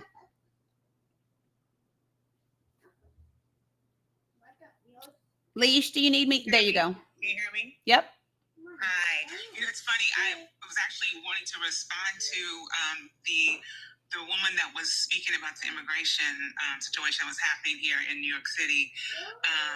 But I've been enjoying listening to this so far. So thank you so much for Yeah, this you're welcome. opportunity to be on this platform with you. But and I'm going to be very brief, but basically I just wanted to say I'm a pediatric nurse practitioner here in New York City. I worked the asylums here with the Department of Health. And what a lot of people think happened, and you know, in terms of things being taken away from American citizens, is far from the truth. As you mentioned before, the allocation of money was completely different from anything that is actually going to the people of New York City, to the federal situation, or anything of that nature. So that is definitely false. So for anyone that's on this actual live, just know that that's two totally different things. Yep. Even with me getting paid to the Department of Health, that actual funding was not a part of anything that was affiliated with the people of New York City or the people of the United States of America. 100%. The people here that I worked with, particularly the parents and as well as the children, had some serious stories that were just heartbreaking. Seeking asylum from just things that you cannot even imagine, things that we are hoping that will never happen here in this country. Right. So when people, spew this hate and, just share rhetoric that is so venomous to these people who are really seeking asylum, and really this country is built on these foundations of people seeking asylum. 100%. If you know the history of who we are in this country, we are, give us your poor, your tired, that is who we are. Yep. So it's just really, sad to know that some people aren't educated on it and don't want to be educated on it, and just want to be hateful in that way, and not realizing they're causing more harm to themselves in the end, because they're not educating themselves and really standing up for the person that could be them eventually at some point. 100%. And that was the point that I was making to Andrea, is if these circumstances were happening right here in this country, and this is the way that you were being treated, would you or would you not take your family and seek safe harbor somewhere else? The answer is you would. And the answer is, if you couldn't do it legally, you would do it in whatever way possible to get to feed your babies. We are survival. That's our survival instinct at our core. And so this idea that when she said, people coming here to just take over the country, the only people that did that was, I'm just saying, right? The only people who did that were the immigrants from the southern border. And the other thing to point out is, that this is not just about immigrants or illegal immigrants for that matter, because there is a large number, and it's an ever growing number, of European immigrants that came here on visas that have overstayed their visas illegally, like Elon Musk did. And no one is rounding them up. No one's going into the pubs and any of those places that are owned by those people where they might be located. You don't see that. Nobody's rounding them up, right? Nobody's going like they did in Memphis yesterday with some guys, white guys in a hoodie, going to a taco stand and just hauling people out, saying that they were ICE, right? So these are things that we know. So let me just say this to you. You said you're a pediatric nurse practitioner. Yes. Okay. So let me tell you, pediatrician nurse practitioners, neonatologists have a special place in my heart. My middle grandbaby was born at 26 weeks, Oh, wow. 1 pound, 3 ounces. When I was visiting my oldest daughter in New York a couple of years ago, she got really sick, really high fever, the whole nine. We went to New York Presby in Manhattan. When I tell you they were fantastic, it was like as soon as we hit, they were like, we've got a kid over 5, fever's 104. And next thing you know, we were boom, boom. They were swabbing her before we ever even got in a room. And even we had a resident that saw her first. And then the pediatrician came afterwards. And the first thing she said when she looked at us, she said, she was 26 weeks. And I said, yeah. And she said, and she has no retinopathy. And I said, yeah. And she said, you really are a miracle, little girl. Oh, I love that. Yeah. So yeah, special place in all my heart. So really appreciate you for what you do. And I wanted to say one more thing before I go. I know you guys had spoke about the families that have been housed in the hotels here. Some history behind that. During COVID, a lot of those hotels had lost the ability to, remain open. So Yep. they were closed. Many people like myself during the pandemic, we stayed in those hotels because we couldn't go home to our families in the hopes that we would then, expose them to COVID. So that was a piece of it. But then once COVID was like turning around and we could go home, the hotels they didn't have the clientele they needed to actually house them. So a lot of them went bankrupt. Yep. What happened was the funds then went into the immigration components of the people that were coming here to stay there, and that's where that money that I was talking about that was separate from anything that we even would be allotted. That money was then given to the immigration situation with the asylum seeking, and Yep. those hotels did not have to actually lose completely. Like they didn't go completely belly up. Right. They had the opportunity. Those owners had the opportunity to get the money because they had people actually being Staying. housed in Yep. those hotels. So 100%. that's where all that came from. Yep. And that's what I try to tell people. They came from hotels that were shuttered, that were not like, people made it seem like they were putting them at the daggone Waldorf or something. Yeah, no, not a thing.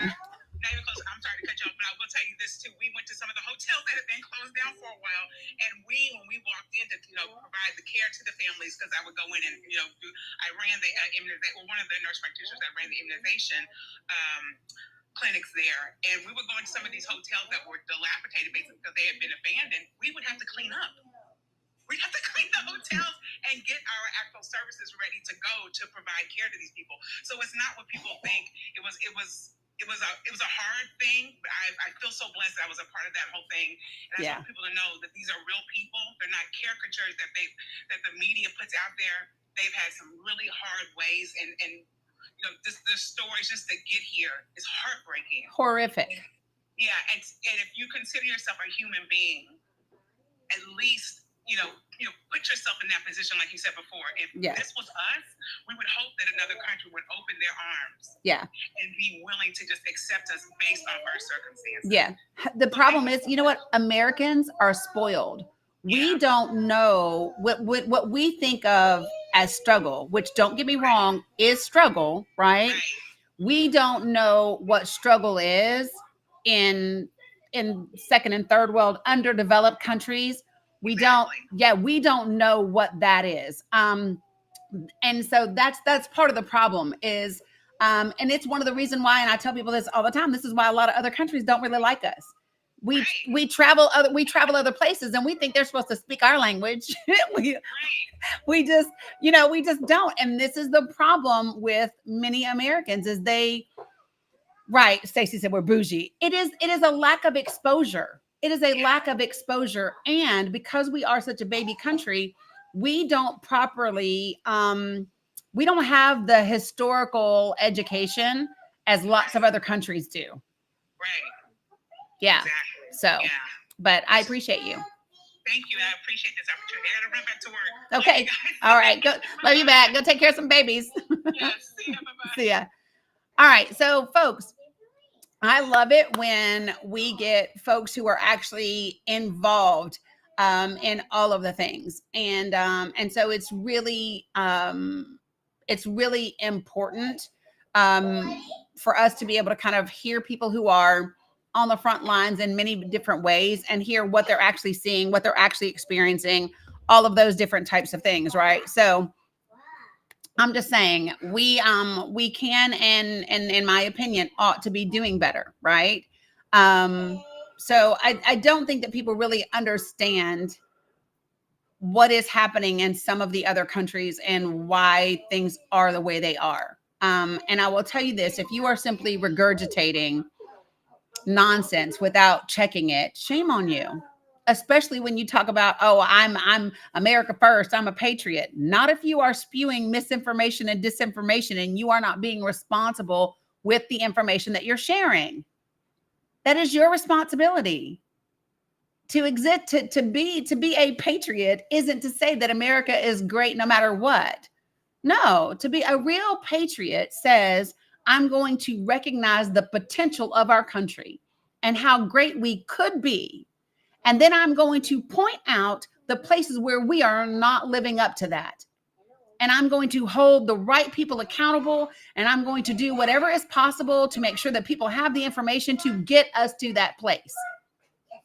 And that is where we should be at this point. Jerry De La Rosa, please don't use all caps, right? So the only people who use caps in my live are moderators or a couple of people that have vision issues. So please don't do that. Okay. So, right. In order to form a more perfect union, 100%. Right. So here's what I'm going to do. I'm going to go ahead and bring up, well, okay. Do you listen? Because I'm only going to say this one more time and then you're going to be muted. Do not type in all caps. My mods will mute you or boot you from this live if you can't follow just simple ground guidelines. It's not that hard to say, okay, I won't. See, you got muted. There you go. This is what happened. This is what happens when you don't listen.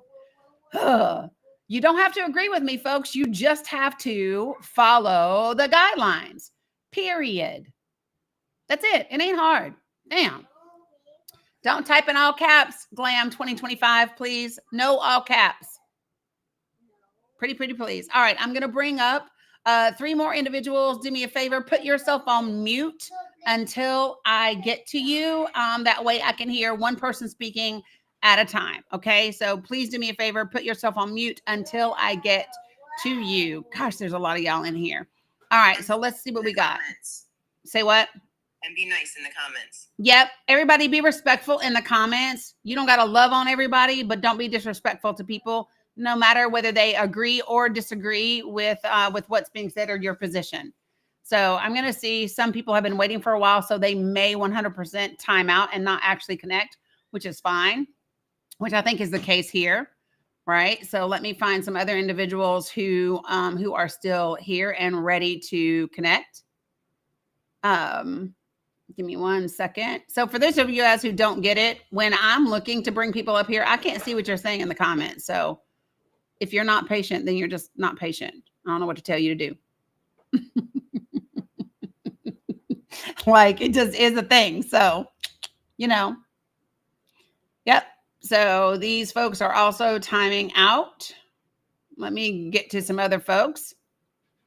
Oh, let's do you just for shits and giggles. Joseph, come see me. I sent you an invitation, Joseph, to come to the panel. Come to the panel. Let's talk about my haircut. And then we'll talk about your baby carrot. Come to the panel. We can talk about my haircut, and then we can talk about your baby carrot. Let's do that, Joseph. Baby carrot men are always funny.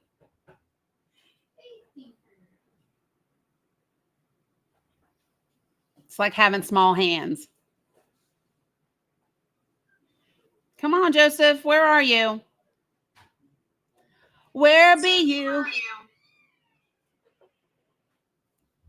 Okay. All right. Just saying. You know, baby carrots. I will give you, when you come in here attention seeking, I will give it to you 100%. Especially when it has a touch of homophobia in it. Yeah, bro, you can get some. 100%. All right, Lisa.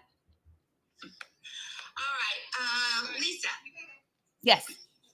Ooh, we got to meet. Wait. Ooh, Lisa, do me a favor because you are you've got an echo. So do me a favor, drop down and request back, and I'll bring you straight up. Drop down and then I'll bring you straight back up because you have an echo. Request right back, Lisa, and I'll bring you right back up because you have an echo. Give me a second, folks.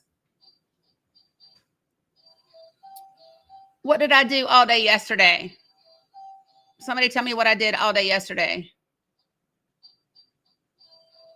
Oh, yes, AC, I sure did. Yeah, guys, listen, I love my haircut. I cut my hair myself. So, like, anybody that doesn't like it, great. It ain't on you. It's not for you, and that's okay. Yeah, I give zero fucks if you like my haircut or not. All right. The only reason you got my attention is because you were homophobic. So there you go. I cut it 2 days ago. All right, Lisa, go ahead.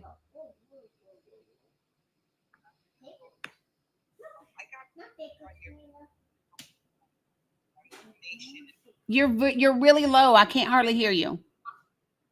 Can you hear me now? Yep, I can hear you now. Okay, I'm 56 from New York. I've helped on many campaigns. I got muted on your page, but I'm not really sure why. I was trying to state that there is a documentary called Bad Faith because you were talking about Christians. Yeah. They're not Christians. They're white Christian nationalists who are only interested in power. They're not interested in doctrine. Jesus, they use that cover for actually seeking power and white supremacy. Yeah. So that's really what they're doing. And there is a really good documentary, and I saw it like a couple of weeks ago. It's called Bad Faith. Yep. We've all watched it. Well, I won't say we've all. So when people are my subscribers, we do documentary viewings together. And so we watched it as a group, as a collective, and we've talked about it a couple of times. It is a really good documentary that people should watch. People think that that the conservatives care about AB, and they don't. They don't. AB was something that came up for the purposes of the Republican Party being able to kind of regain things. It was 5 years after Roe v. Wade happened. Nobody cared about AB at all. It was a measure, and you can actually hear them. And you can hear them 5 years later, Rylene, and you can actually hear them in the documentary talk about why they must do it. It actually plays some clips from Jerry Falwell. If you know Jerry Falwell, he actually talks about, there's a clip of him standing in front of his all-white congregation. And he says, what a great looking congregation. And he says, did you notice I said looking? Right? He talks about it. And then he talks about the fact that the only reason they started talking about AB was when the government said, listen, your church and your school will not be able to be a nonprofit if you do not integrate the school. And that's what happened with Jerry Falwell. So on TikTok, you can't say the full word. So we say AB instead. So think Roe v. Wade. So there were things that you mentioned about what people can do.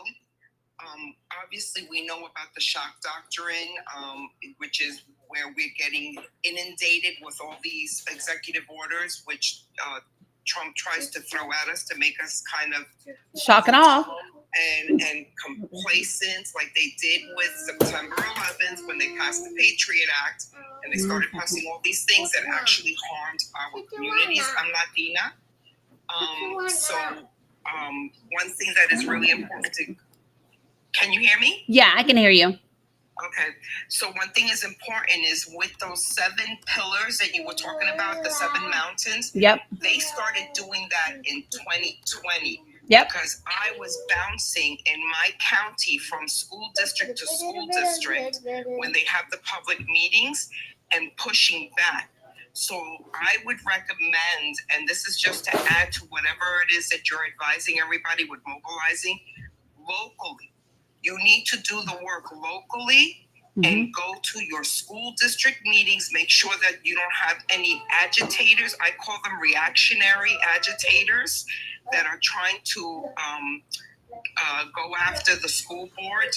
run for your school boards because they're the easy elections. All you need is like maybe $300 to $500 to run for your school board. Yeah. And then also make sure that you know when your town and county have their meetings, their legislative meetings, and the county and the cities, because we have a group of people that we go and I'm in New York, so I'm in the suburbs of New York, so we're really involved and we're really engaged, and we go to all of their meetings. We went to Chuck Schumer's office last week. We're going to one of our congressmen, but you have to speak up at those meetings and hold them accountable, because it's really important to know your elections. I'll tell you right now, every single year there is an election. Every single year.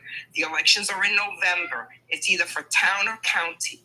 But the school district elections are in May, usually the second week of May. And your library board elections are also in April. So that's important. And they happen every single year. So that way everybody knows. Just go to your school website, look it up, go to your library website. You can see when the elections are. And I recommend, if you're a progressive, I'm a progressive, run for school board. Get involved with your local town committee members. You can call up any board of elections and ask for the Democratic side, which they will transfer you to the Democratic side, and ask them for the chairman of your town committee where you live. You will be assigned a district and you can work your district. Carry voter registration cards or applications in your car. Carry them and talk to people everywhere you go. Supermarkets, getting your hair done, which you look fly. Okay, your hair is fly, girl. Oh, well, thank you. So let me also say this. You should know your state. Hold on, baby, because you don't have your pants on. Go get your pants on. Listen, folks, also check the guidelines in your state. So, for example, for a minute in Georgia, it was illegal to register people to vote in certain ways. What? So it's the grandbaby. It's the youngest grand. So you just want to, and like, I don't know if you remember in 2022 in Georgia, you could not take water or snacks to people that were in line to vote, any of those things. And so you just make sure that when you are doing things that you know, and I would ask the folks that you would be put in touch with, they should know what the guidelines are for your state, so that you do it the right way and you don't get in trouble and you don't give them a reason to do anything different. So, girl, get down. But no, I appreciate you. Thank you for the compliments, and all the information is great. Your school board information, and that's what we were saying earlier. Stop, Mila. Local elections, state elections. Look, he's got something for you. Your friend's got you. So local elections, school board elections, knowing what all of those are. And listen, folks, you definitely want to be looking for an election that people don't really think about when it's election time, is learning about the judges that are up for re-election in your communities. You might want to find out who those people are, how they vote, what their ideals are. They're supposed to be non-party specific, but you want to make sure that you know how those people lean in terms of their rulings so that you can vote appropriately. So, yeah, don't forget library elections. That's also important. They're in April because they'll start taking books off the shelf, especially when it's about Black history. So right. So April, library, May is school. Thank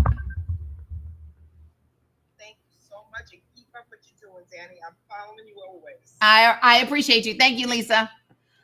All right, folks. So yeah, you all are right. She knows that I'm getting close to the time for me to get off. So yeah, she's wanting attention. That's why she's laying in my lap right now. All right, so we know that today, special election in Westchester County, Pennsylvania. Special election is today. We know that there is a special election on April 1st in Florida for Districts 1 and District 6. It is a heavy lift to flip those districts, but it can be done. You can assist. You can assist, Coach Sandy. You can assist from where you are, even if you do not live in Florida. You can absolutely phone bank. You can text bank. You can do postcards. You can do all the things. And you can donate, of course, time and money, all the things. So, yeah.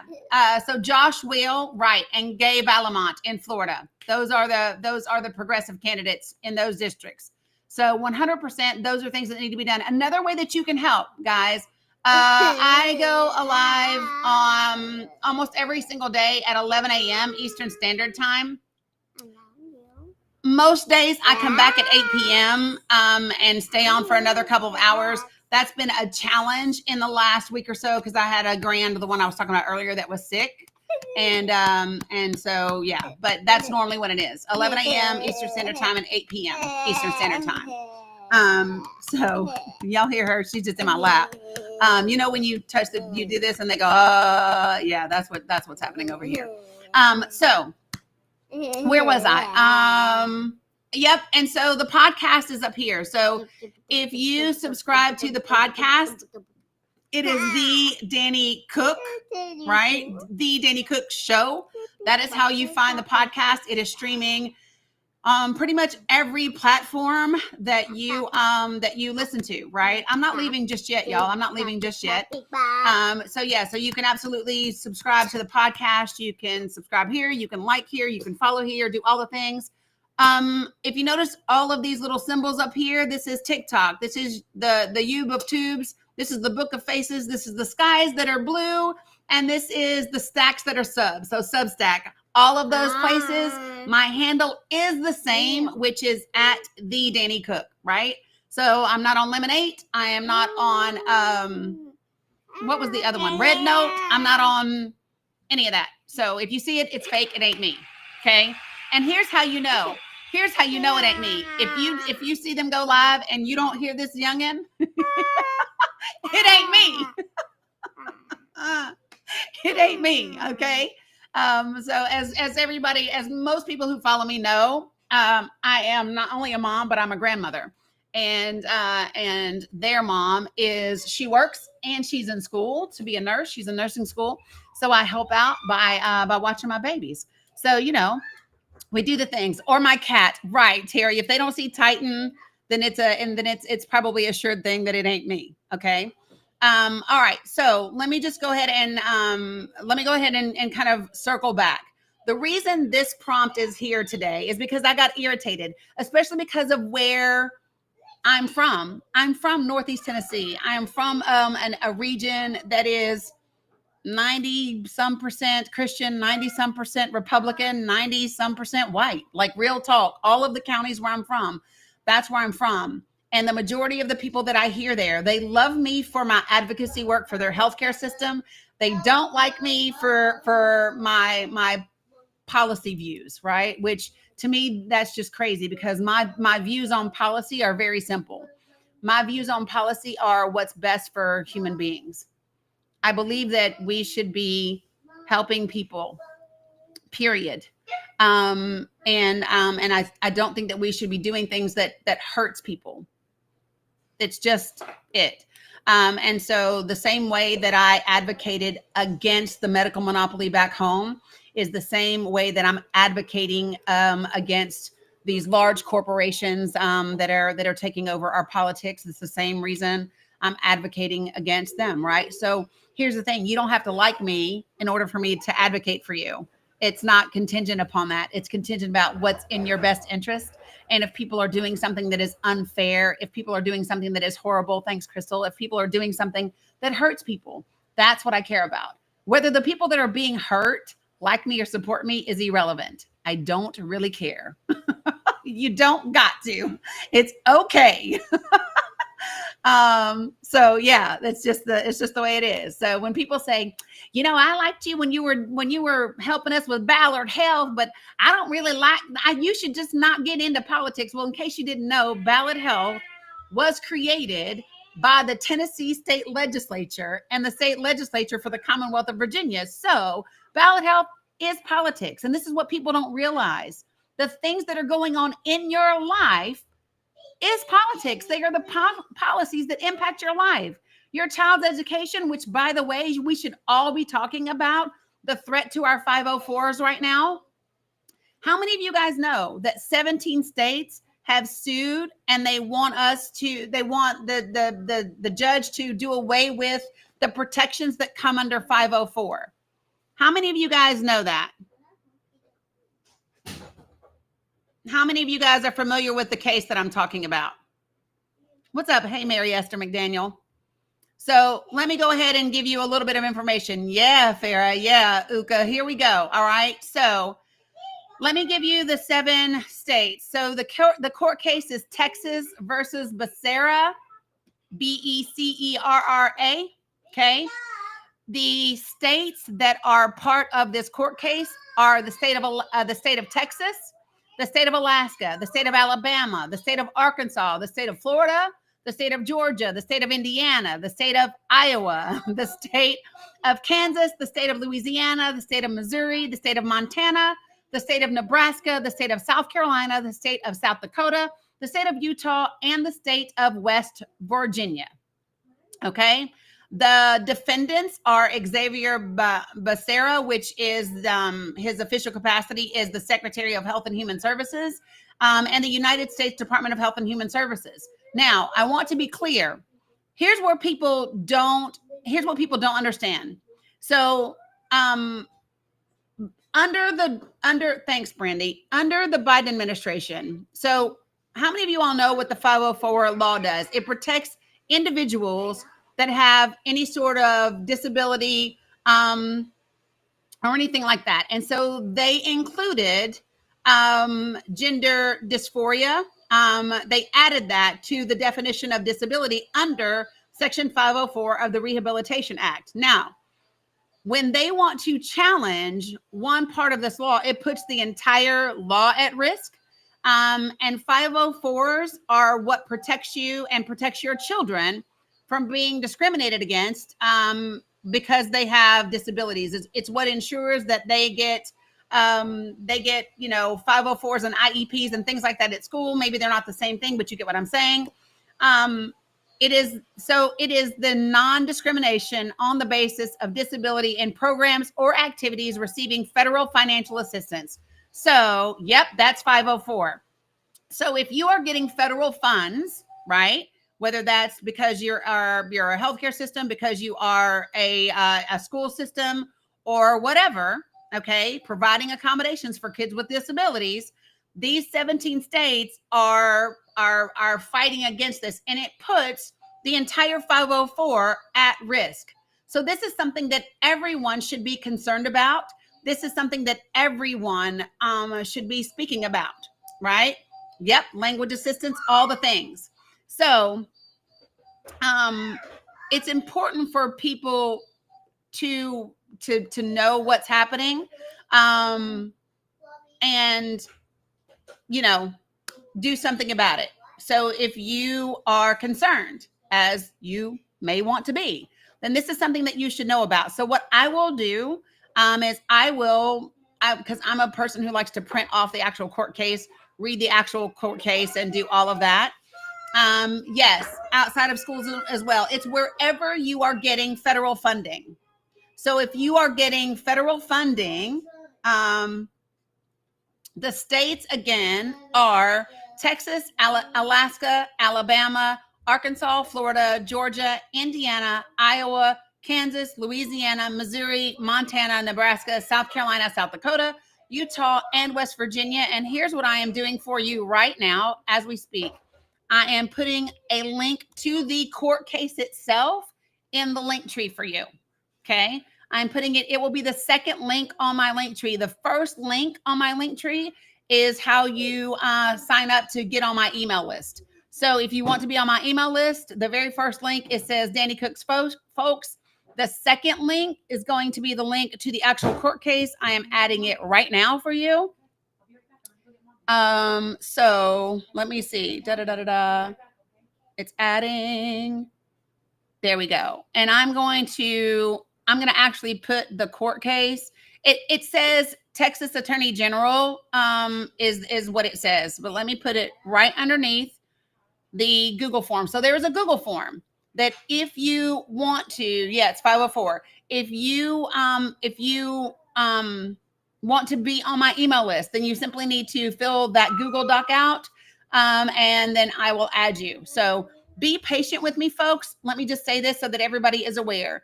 In addition to doing these lives every single day, I also have the podcast, right, that I do. I also write on Substack. I also take care of family. I also do many other things. And so right now, a lot of it is growing at the same time.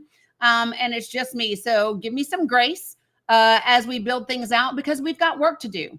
And here's my my serious, sincere belief.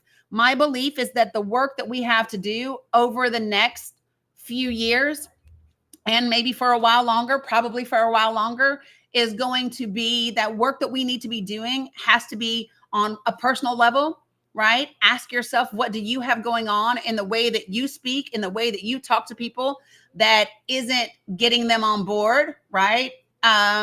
Yes, thank. Ask folks, ask that. You got to do. So Melanie Jones, the links are in my link tree. So if you are on YouTube or Facebook, just go to my YouTube profile or my Facebook profile or my TikTok profile. And there's a link tree link there. And when you click that link tree link, there is a plethora, which means a whole lot of information in that link tree. There's information on immigration. There's information on policy. There's information on education. There's information on court cases. There's information on religion in government. There's information on a lot of different things that is in there, right?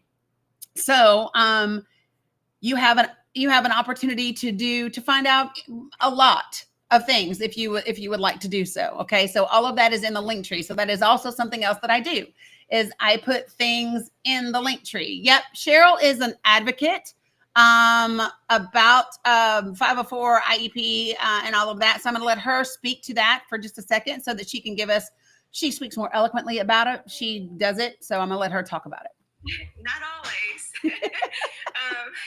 I just want to mention real quick that those are the states that are part of that lawsuit. However, it is a federal law. So this means that it affects federally. Yes. So if this lawsuit goes through It affects and all the the states. judge rules in favor of these states, it affects everyone, not Yes. just those states. Yep. So please keep in mind, it's not just a focus on those states. Those states are who joined this lawsuit and who are pushing for this lawsuit to go through, but it affects everyone. Yes. Great point. So, Great point. Just So wanna even if make you sure don't, everybody understands that. So Yes. everybody should be sharing this information widely yes. and focusing on seeing what we can do about this. Yeah, Prevent this 100%. Great point. Thank you. So because it is a federal law, which is why it affects anyone who gets federal funding. Well, get one, baby. You can get one. Get one and I'll open it for you. She said, Tuto want a knack. That's a snack. Oh, you have sand on them? Ask Auntie Bree to wipe your hands off and then you can get a snack. So the lawsuit, so they're targeting, so you all know what they're doing. Listen, and this was the point that I wanted to make about this. When they target a specific part of a law, right? For example, 504, they're using gender dysphoria as a mechanism to attack the 504. But there are unintended consequences. There are consequences, right? And so that is why it's dangerous, right? So when we talk about that, they're always going to use something that they think will resonate with people. Okay. The problem is that it affects more than just that one segment. 504s affect a lot of people. The same way when we talk about getting, it's the second link in the link tree. It literally says Texas Attorney General. It's the second link in the link tree. So it's the same way when we talk about Roe v. Wade and the unintended or intended consequences of the Dobbs decision. The Dobbs decision, right, that basically overturned Roe v. Wade had unintended consequences. The unintended consequences were now we have less medical students choosing to become OBGYNs. We have OBGYNs who are leaving red states because they are not safe there. They are afraid of being prosecuted. We have an increase in maternity deserts, right? Where you don't have maternal care. We have an increase in hospitals that do not have OB care or birthing centers. So there are always ripple effects from these things. So you might go, yeah, I don't want people to be accommodated because they have gender dysphoria, right? Well, okay, listen. Then the possibility is for other places and other school systems, other offices, other your public, your health department. There are ripple effects, and it covers anyone with disabilities. In my brown bag, right here. Okay, it's the back right hand tire. So it's important for folks to understand that this thing protects your children. And for people who say, and I've said this before, and I'm going to say it again and again and again and again. Okay, right? Hold on a second. Can I just handle shit face right quick? And I don't normally call people names, but yeah, you're a shit face. So if you come in here and you call me a twat, I'm going to call you an asshole, and then I'm going to block you like I just did. So sorry, guys. I told you no slurs, no stuff like that. And if you come at me sideways, if you come for me, you might find me. And some days, if you find me in the right capacity, you might get what you get. Sorry. So anyway, what was I saying?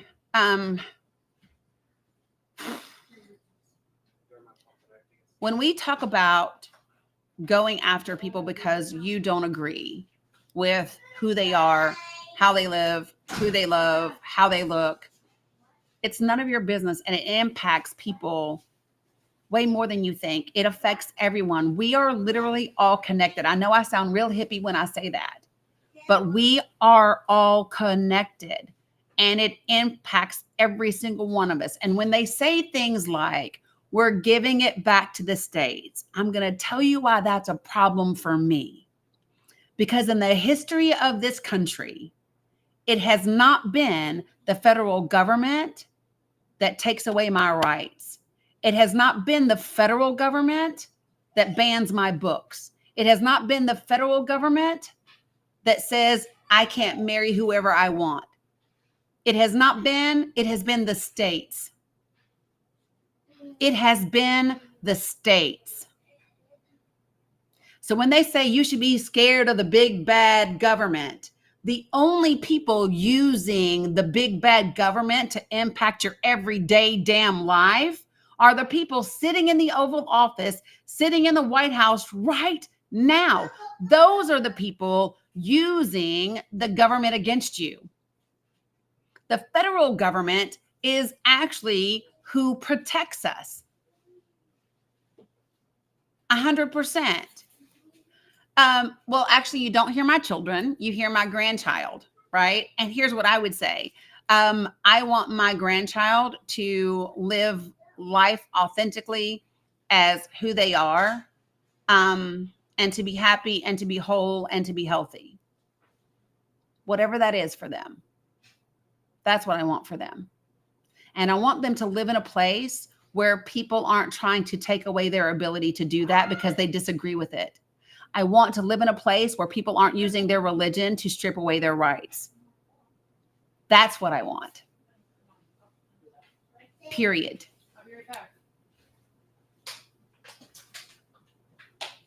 So, whatever they want to do. And let me just tell you this, the way that this country is going, I wouldn't be surprised if a lot of women didn't want to be women when they grow up.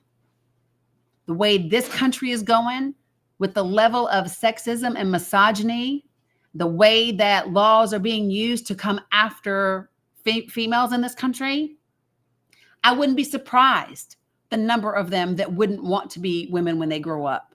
I wouldn't be surprised the number of them that don't want to have babies. I wouldn't be surprised the number of them that don't want to be in this country. I wouldn't be surprised. So, just saying. Thank you, just me. I'm over 50, right? And the reality is, why do you care if someone else changes their gender? Why do you care? It ain't you. Why do you care? So what will the world be in 20 years? Whatever we make it. That's what it will be. That's what the world is now. When people say, what's this world coming to? Guess what? Whatever we make it. Whatever we make it, that's what this world will be. And so what I will say to you is very simple, right?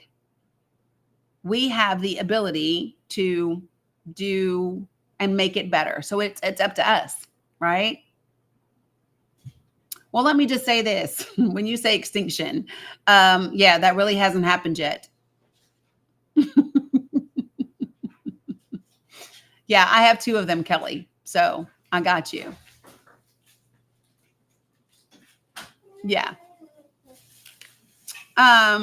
Well, TJ, do you not have a job because your ass is on TikTok with your 1 follower being a troll? Bye.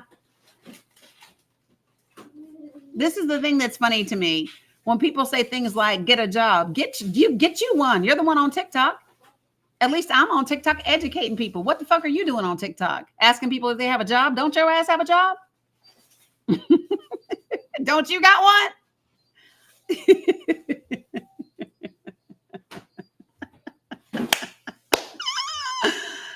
Ooh-wee. Hilarious. Right. Don't you got some way to be? Yeah. So, like I said, I will be respectful. So when people say, oh, I thought you were respectful, I am to people that are respectful to me. Yeah. Oh, I thought you were considerate. I am to people that are considerate to me. And sometimes I'm considerate to people who aren't, but I don't have to be. And some days I don't fucking feel like it. So I'm not. And yes. Thank you, Jesus. So let me just be clear. I don't have to be. My motto, in case you don't know, is do no harm and take no shit. That is my motto. Do no harm and take no shit. I don't have to let you talk crazy to me. I don't let you have to be mean to me or disrespectful to me or an asshole to me. I don't have to do that in any way, shape, or form. Yeah, I don't have to do that. And I won't. Just so we're clear. And guess what? That's something that I want my granddaughters to know. I want them to know that. I want them to know that don't ever let anyone talk to you in a crazy way, especially not no mediocre ass man. And I said what I said, and I meant it. Cheryl, you had something else you wanted to add? I can add to that. First, you're not a doormat. You're not here to be a doormat. You don't need that. Nobody should be taking it. But it made me think of what I did yesterday on one of your posts. I messaged you. I don't think you got it. I said, if you want me to delete that, I will. But somebody stepped right out of the gate calling me stupid in their response immediately. So I responded right back. And it wasn't very nice. I don't care. Handle it. Listen. So No. I was like, oh no, but it's on Danny's page. Maybe I should go take it down. No, you should not. Yeah. No, absolutely not. If somebody calls you names, handle it. Yeah, no, I did. Yeah, 100%. But no, none of us should be doormats. There's a difference between being nice to people who actually want to have conversations, even if they're heated and they're angry when they come in. But if they're not being disrespectful, there's conversation to be had. 100%. But being nice just for the sake of being nice when somebody's treating you like that it's a whole, you got to balance these things. That's Right. not where we should be. That's not people you want to talk to. They're not there to have conversations. They're there to degrade you and make themselves feel good about it. 100%. This is my thing. Even if you're upset, even if you're passionate, like Cheryl said, even if you're heated, right? That's fine. As long as we are still making our way through conversation and we're not being insulting and we're not being disrespectful, right? There's a difference between those things. And so for me, those people, and people have seen it with me a long time, I will give people grace 100 times. But come at me calling me names and shit, you probably gonna get it. right? And I won't apologize when you get it. And I used to tell people all the time, don't come for me if I didn't send for you. Yeah. So yeah, no, I know how to set boundaries, and sometimes I set them very harshly. So Cheryl, Terry is asking if you will talk about the difference between a 504 and an IEP. Sure. So the main difference and the easiest way to break that down is when you think of services and accommodations. So you can get accommodations through a 504, but you can't get services through a 504. If you need services, think of services as anything that has to be provided outside of the teacher in the classroom. Like if you need physical therapy, if you need speech therapy, Yeah, they're going to be home soon. if you're just meeting with the counselor for them to help you learn how to He'll play when he comes back. organize your planner and help you with executive functioning. Those are all services, and they're being provided for you outside of the teacher in the classroom. An accommodation is something like extra time on a test. It could be that there's a variety of different kinds of accommodations, but what you can do easily is you want to see when you're looking at the three different things that you might need is accommodations, services, and modifications. Modifications and services are on an IEP. Accommodations are on a 504. So if your child is not getting what they need from the accommodations and they're providing accommodations, you might want to consider at that point asking for them to evaluate for an IEP because they likely need services instead. They need something more than just the accommodations they're receiving. So 100%. Does that help, or any questions about that? Yep, that's perfect. I love it. Terry, did that help? And the laws are different. Like IEPs are under IDEA laws and statutes, and 504 is its own. Right. Different statutes, different laws. But they're both federal. Yep. Which is why it matters. And in my link tree, there's an Axios article. That shows what percentage of your state's education budget comes from federal funding. So it's good to know that. So when you are talking to your representatives, when you are writing emails, when you are writing letters to the editor, when you are putting up social media posts and you are tagging your representatives in those social media posts, refer to the fact that if you're in Tennessee, 19.1% of your federal education budget comes from the federal government. And highlight to them, what do you do if you lose that 19% of funding? What happens when the federal government says, we're not giving you money anymore because we don't have a federal Department of Education, or because we're going to give it to vouchers for rich kids who are already able to afford private school? What happens when they no longer have to do those types of things? I've talked about the SAVE Act, and I'm not talking about it today because I get off in 15 minutes and that's not enough time to talk about it. I will talk about it another day, right? I can't talk about everything every day. So I have to just be focused and highlight certain things and make sure that we walk all the way through them. Okay. But I've talked about it before. I will definitely be talking about it again and things like that. So just so that everyone knows. So Cheryl, I appreciate you as always for helping out in the education area as an advocate for IEPs and 504. So appreciate you very much. You were talking about the funding. Do you want me to add one more thing to that? 100%. So the funding that you can look up by those states and you see what they're being given. I don't know if most people know this or not, but they actually have allocated amounts for per state. And even though those are the states that you see what they're given, they actually have more. Most states are not getting the amount they could be because it requires the school districts and the states to turn in what's needed. And there's this whole formula that they use. So when a school tells you we don't have funding for that, which you should never, ever hear those words. Those are fighting words, by the way. You can point out the fact by looking at what your state's getting and knowing what they're supposed to be allocated, saying you're not asking for enough. So, because it still does cost schools money in other ways, and they don't want to bring in that staff. If they know what they're doing, they could use the funding that they're supposed to have available to them to do it right. Yes. But oftentimes I find that they don't know either. And that's the thing. So when we talk about I saw it, Nancy, thank you. Let me just say this, folks. So when they talk about like what we don't have, a lot of the things that you are frustrated about, and your local folks are telling you that we don't have the funding or we didn't get funded for that or any of those types of things, then what they don't know is how to get it, or it could be a problem with your governor's office, your state legislature, not getting those funds where it's supposed to be. And I'm going to give you Grayson, there's a link. It's the second link. It's a court case in my link tree. But let me just say this. What was I saying before? This is the ADHD. I just looked at Grayson and it came out of my mouth. What am I saying? I'm going to give you an example. Okay.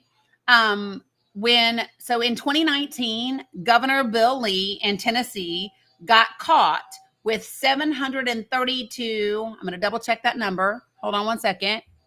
That joker got caught with TNAV, Tennessee. I'm double checking my numbers. Oh shit.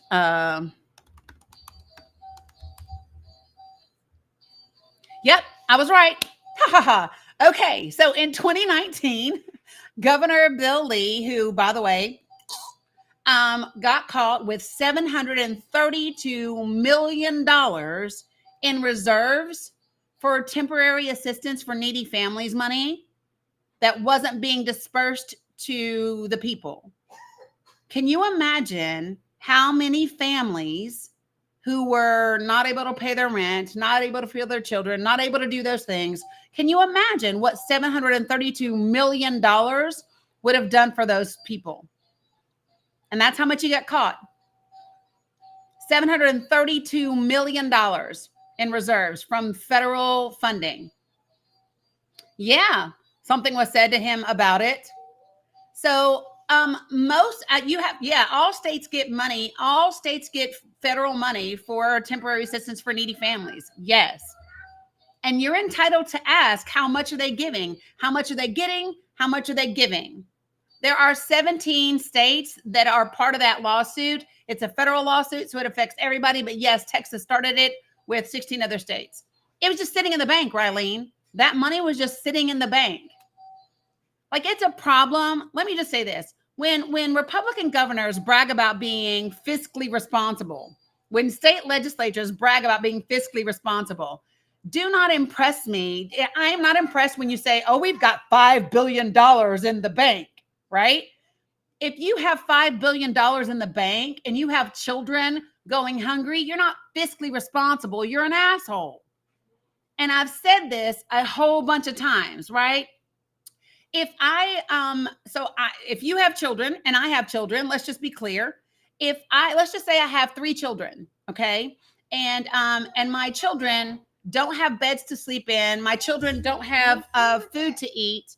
Plug it back up, sissy. No. If my children don't have those things, my children don't have clothes to wear, right? And then DCS comes knocking on my door, but I got 50 grand in the bank, right? I got 50 grand in the bank. If DCS comes and knocks on my door and I say, listen, I know my children are going hungry and I know they're sleeping outside, but I'm being fiscally responsible and I've got $50,000 in the bank. Is DCS going to say, oh, you're such a great parent? Or is DCS going to take my children away? DCS would take the children away. And what we need to be doing is taking our children and our constituents away from these state legislators, these governors who are hoarding money and not giving it to people that need it. Let's just be clear. That is not being fiscally responsible. So, just saying, okay? Right, Candy Kiss, 100%. So, it's important that we understand the difference. I mean, and this is one of the things that I have said, and I will keep saying it. The Republicans are very smart in their messaging. Fiscally responsible sounds great, doesn't it? Right? Letting children go unhoused and hungry doesn't sound great. Right? Oh, we're just being fiscally responsible. Really? While you're hoarding money and children are going hungry? Children aren't going to pediatricians. Children don't have health insurance. Do you see what I'm saying? We have to start calling a thing and stop letting them put lipstick on a pig and pretend like it's not a pig. It's a pig. I don't care if you put a damn bow on it, lipstick, and put it in a tutu. It is still a pig. Period. That's exactly why they say pro-life instead of pro-birth. 100%. See, y'all can tell my country's coming out now, can't you? Right? Strayana, no, it doesn't. That's just not true. That is just not true. It does not happen. That's not true. And the only time it happens under an administration that's Democratic is when Republican legislators block the initiatives. That's the difference. Right. Don't piss on my leg and tell me it's raining. Exactly. Right? I'm just saying, folks. This is where we have to use common sense and critical thinking and call a thing and hold people accountable for what they do and don't do. No. Angie, Janice is one of us. She is saying that that's also something else that they say. Instead of saying Black people, instead of saying N-word, she's saying that's why they say DEI and woke. That's what she's saying. Sometimes I got to help y'all so that friendlies don't come for other friendlies. I knew what you meant, Janice. I got you. Sometimes I got to help us because we be on it, right? All right. So let me just share with you a couple of things, okay?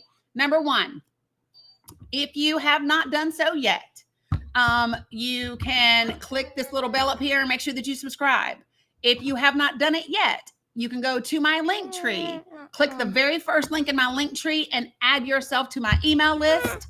If you have not done so, you can also look for the podcast, which is The Danny Cook Show, which is on all of your podcast streaming platforms. If you haven't done so, you can follow me on TikTok, YouTube, Facebook, Blue Sky, and Substack. In addition, the training for tomorrow night, I'm doing a training tomorrow night at 6:30 Eastern Standard Time on how to have conversations with people of opposing views. That you will be able to, Deborah. Yes, you will be able to. So let me just tell you this. Girl, stop. So listen, yes, she does know what time it is, Jen Penn. The other thing is that I will have, number one, it will be recorded. That's number one. Number two, I will have another one. I had 100 spots and all of them are taken.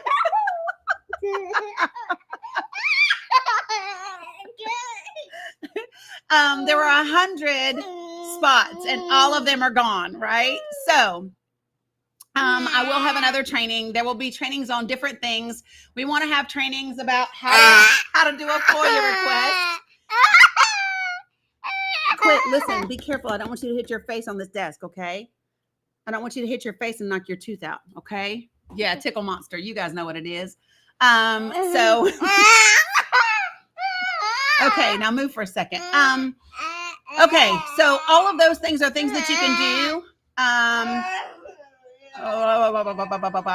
Okay, so Cheryl, the bronze is exactly what you have now. So if you subscribed through TikTok to me previously, that is the bronze level subscription, and you get everything that you've been having. That it is the silver and gold and platinum that are different, and I will roll those out. Oh, and by the way, try it again. If you were trying to do other ones, Sandy, I know you were. I checked with PayPal and everything should be fixed. So try it again if you were having issues the other day. Did you try today, Sandy? Let me know if you tried today. And if you can't, we'll just do something different. Okay, Raquel, put yourself on. Okay, try today, Cindy, and let me know. Put yourself on the email list, guys. I will be emailing everyone. Perfect, Cheryl. Yeah, it was in Discord. And what was I saying?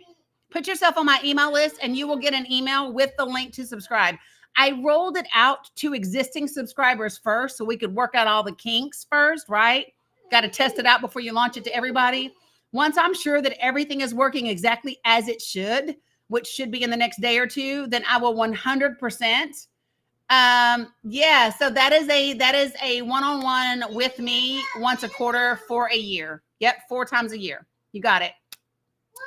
Yes, there will be merch. There will be merch, Rylene. I'm trying to get subscriptions done first, and then we'll work on merch.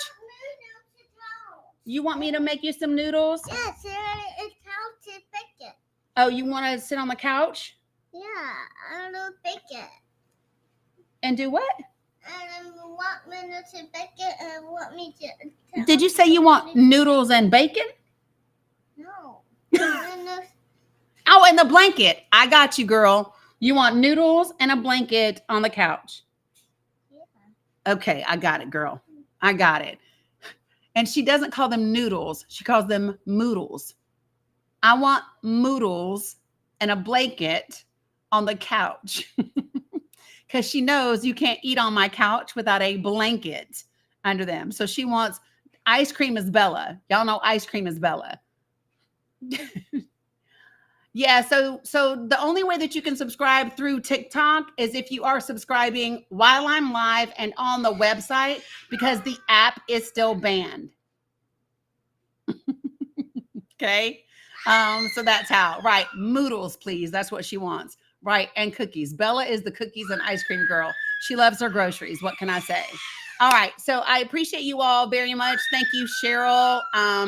And all of the folks that contributed to this conversation today. I know that there are people still waiting to come up, but I have reached my 3-hour mark. And as you can hear, I got somebody that's ready to eat, and I have got grandbabies about to come home for school. So I'm going to go. I'm going to be working on everything else. For those of you guys that did the silver or gold or platinum packages, I'm super excited because I've been putting all of the courses and my programs into Thinkific. So I will be able to start adding people to those programs this weekend. So I'm excited about that. So I'm just doing a lot of work. I did get a new podcast episode. Thank you, Sammy J. I did get a new podcast episode up today. There will be another one hopefully tomorrow because they are getting treated with a little trip to Dave & Buster's this afternoon. My oldest baby and her boyfriend are taking the kids out. So I'm going to take advantage of while they're gone and get some recording done while it's quiet. And yes, I should be back tonight at 8 o'clock Eastern Standard Time. And having said that, let me say this. Give me grace if I don't, because my oldest is leaving tomorrow. So I may take tonight off and spend some time with her because she's leaving and heading all the way back to LA. So, probably going to spend some time with my kiddo. So, yeah. So appreciate you guys. I will be back tomorrow morning at 11 a.m. Eastern Standard Time. Please dig into my link tree. There's a ton of information there for you. Guys, we're going to do this thing. Tomorrow, I'm excited to do the, first of all, Xtina, my name is not Lady. My name is not Lady. My name is Danny. If you want to ask me a question, you can start with Danny or just ask the question, right? Don't start with Lady, what is? Don't do that. It sounds like rude. And see, and I don't want to misunderstand you and think that you're being rude and you're not being rude. And then me be rude with you because, you came at me wrong. So anyway, I will see you all tomorrow, 11 a.m. You ready for Moodles, girl? Love you guys. See you later. Appreciate you much. And I'll see you soon. Okay? Right, Phantom. Period. Period with a T. All right. See you guys later. Bye. You hear Mila? Mila said bye. Tell them again, Mila.